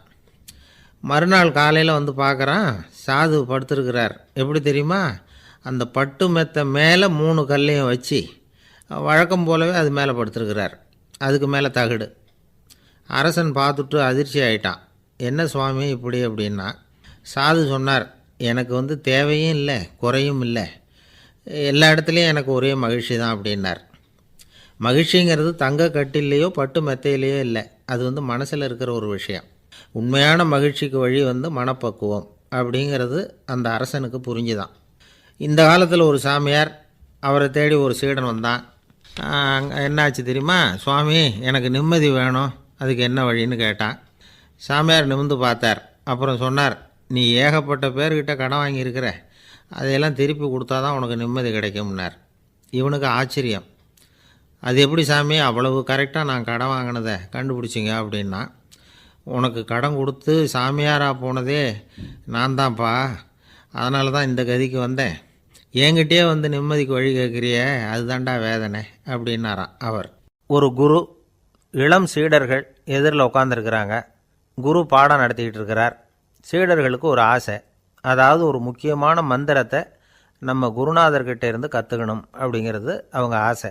அது என்ன மந்திரம்னா, இறந்தவரை உயிர்ப்பிக்கக்கூடிய புனித மந்திரம், அதாவது செத்தவங்களுக்கு மீண்டும் உயிர் உண்டாக்குகிற மந்திரம். குருவே தயவு பண்ணி அந்த மந்திரத்தை எங்களுக்கு உபதேசிக்கணும் அப்படின்னு கேட்டாங்க. அது ரொம்ப ஆபத்தானது, அது என்னத்துக்கு உங்களுக்கு வேண்டாமேன்னாராம் குரு. எங்களுடைய நம்பிக்கை வந்து உறுதிப்படுறதுக்காகத்தான் கேட்குறோம், வேற ஒன்றும் இல்லை அப்படின்னாங்களாம் சீடர்கள். பக்குவப்படாத அறிவுங்கிறது ரொம்ப ஆபத்தானது அப்படின்னாராம் குரு. இது சீடர்களுக்கு புரியல. அது எப்படிங்க பக்குவப்படாத அறிவு ஆபத்தானதுன்னு சொல்கிறீங்க, அப்படின்னா என்ன அப்படின்னு கேட்டிருக்காங்க சீடர்கள். குரு அதுக்கு விளக்கம் கொடுத்தாராம். அந்த மந்திரத்தை எப்போ பயன்படுத்தணுங்கிறது முக்கியம். அதை அறியக்கூடிய ஞானம் ஏற்படுகிற வரைக்கும் அதை தெரிஞ்சுக்காமல் இருக்கிறது தான் நல்லது, இல்லைன்னா ஆபத்துன்னாராம். ஆனால் அந்த சீடர்கள் அதை கேட்குற மாதிரி இல்லை, ரொம்ப பிடிவாதம் பண்ண ஆரம்பிச்சுட்டாங்க. சரி வாங்க சொல்கிறேன்னார் குரு. எல்லோரும் வந்தாங்க. அந்த புனித மந்திரத்தை அவங்களுக்கு ரகசியமாக உபதேசம் பண்ணார். உபதேசம் பண்ணிவிட்டு அவங்களுக்கு எச்சரிக்கையும் கொடுத்தார். இந்த மந்திரத்தை நல்லா ஆராய்ச்சி பார்த்ததுக்கு அப்புறம்தான் உச்சரிக்கணும், அவசரப்பட்டு எதுவும் செஞ்சிடக்கூடாது. அப்படின்னு ஒரு தடவைக்கு பல தடவை எச்சரிக்கை கொடுத்தார். சரின்னு சொல்லிவிட்டு அவங்கெல்லாம் மந்திரத்தை கற்றுக்கிட்டு எழுந்திரிச்சு போயிட்டாங்க. ஒரு நாள் அந்த சீடர்கள் எல்லாம் மணற்பாங்கான இடத்துல அப்படியே நடந்து போயிட்டுருக்கிறாங்க. ஒரு பாலைவன பகுதி மாதிரி ஒரு இடம். அங்கே ஒரு இடத்துல எலும்புகள் குவியலாக கிடந்தது. உடனே இந்த சீடர்கள் முன்ன பின்ன யோசிக்காமல், தியானமும் பண்ணாமல், அந்த மந்திரத்தோட பயனை சோதித்து பார்க்கணும் அப்படின்னு நினச்சிக்கிட்டு அந்த மந்திரத்தை உச்சரிக்க ஆரம்பிச்சிட்டாங்க. அவ்வளோதான். உடனே என்னாச்சு தெரியுமா? அந்த எலும்புகள் எல்லாம் ஓநாய்களாக மாறி அவங்கள துரத்த ஆரம்பிச்சுட்டுது. சீடர்கள் எல்லாம் தலைதெறிக்க ஓட ஆரம்பிச்சிட்டாங்க. ஓநாய்களும்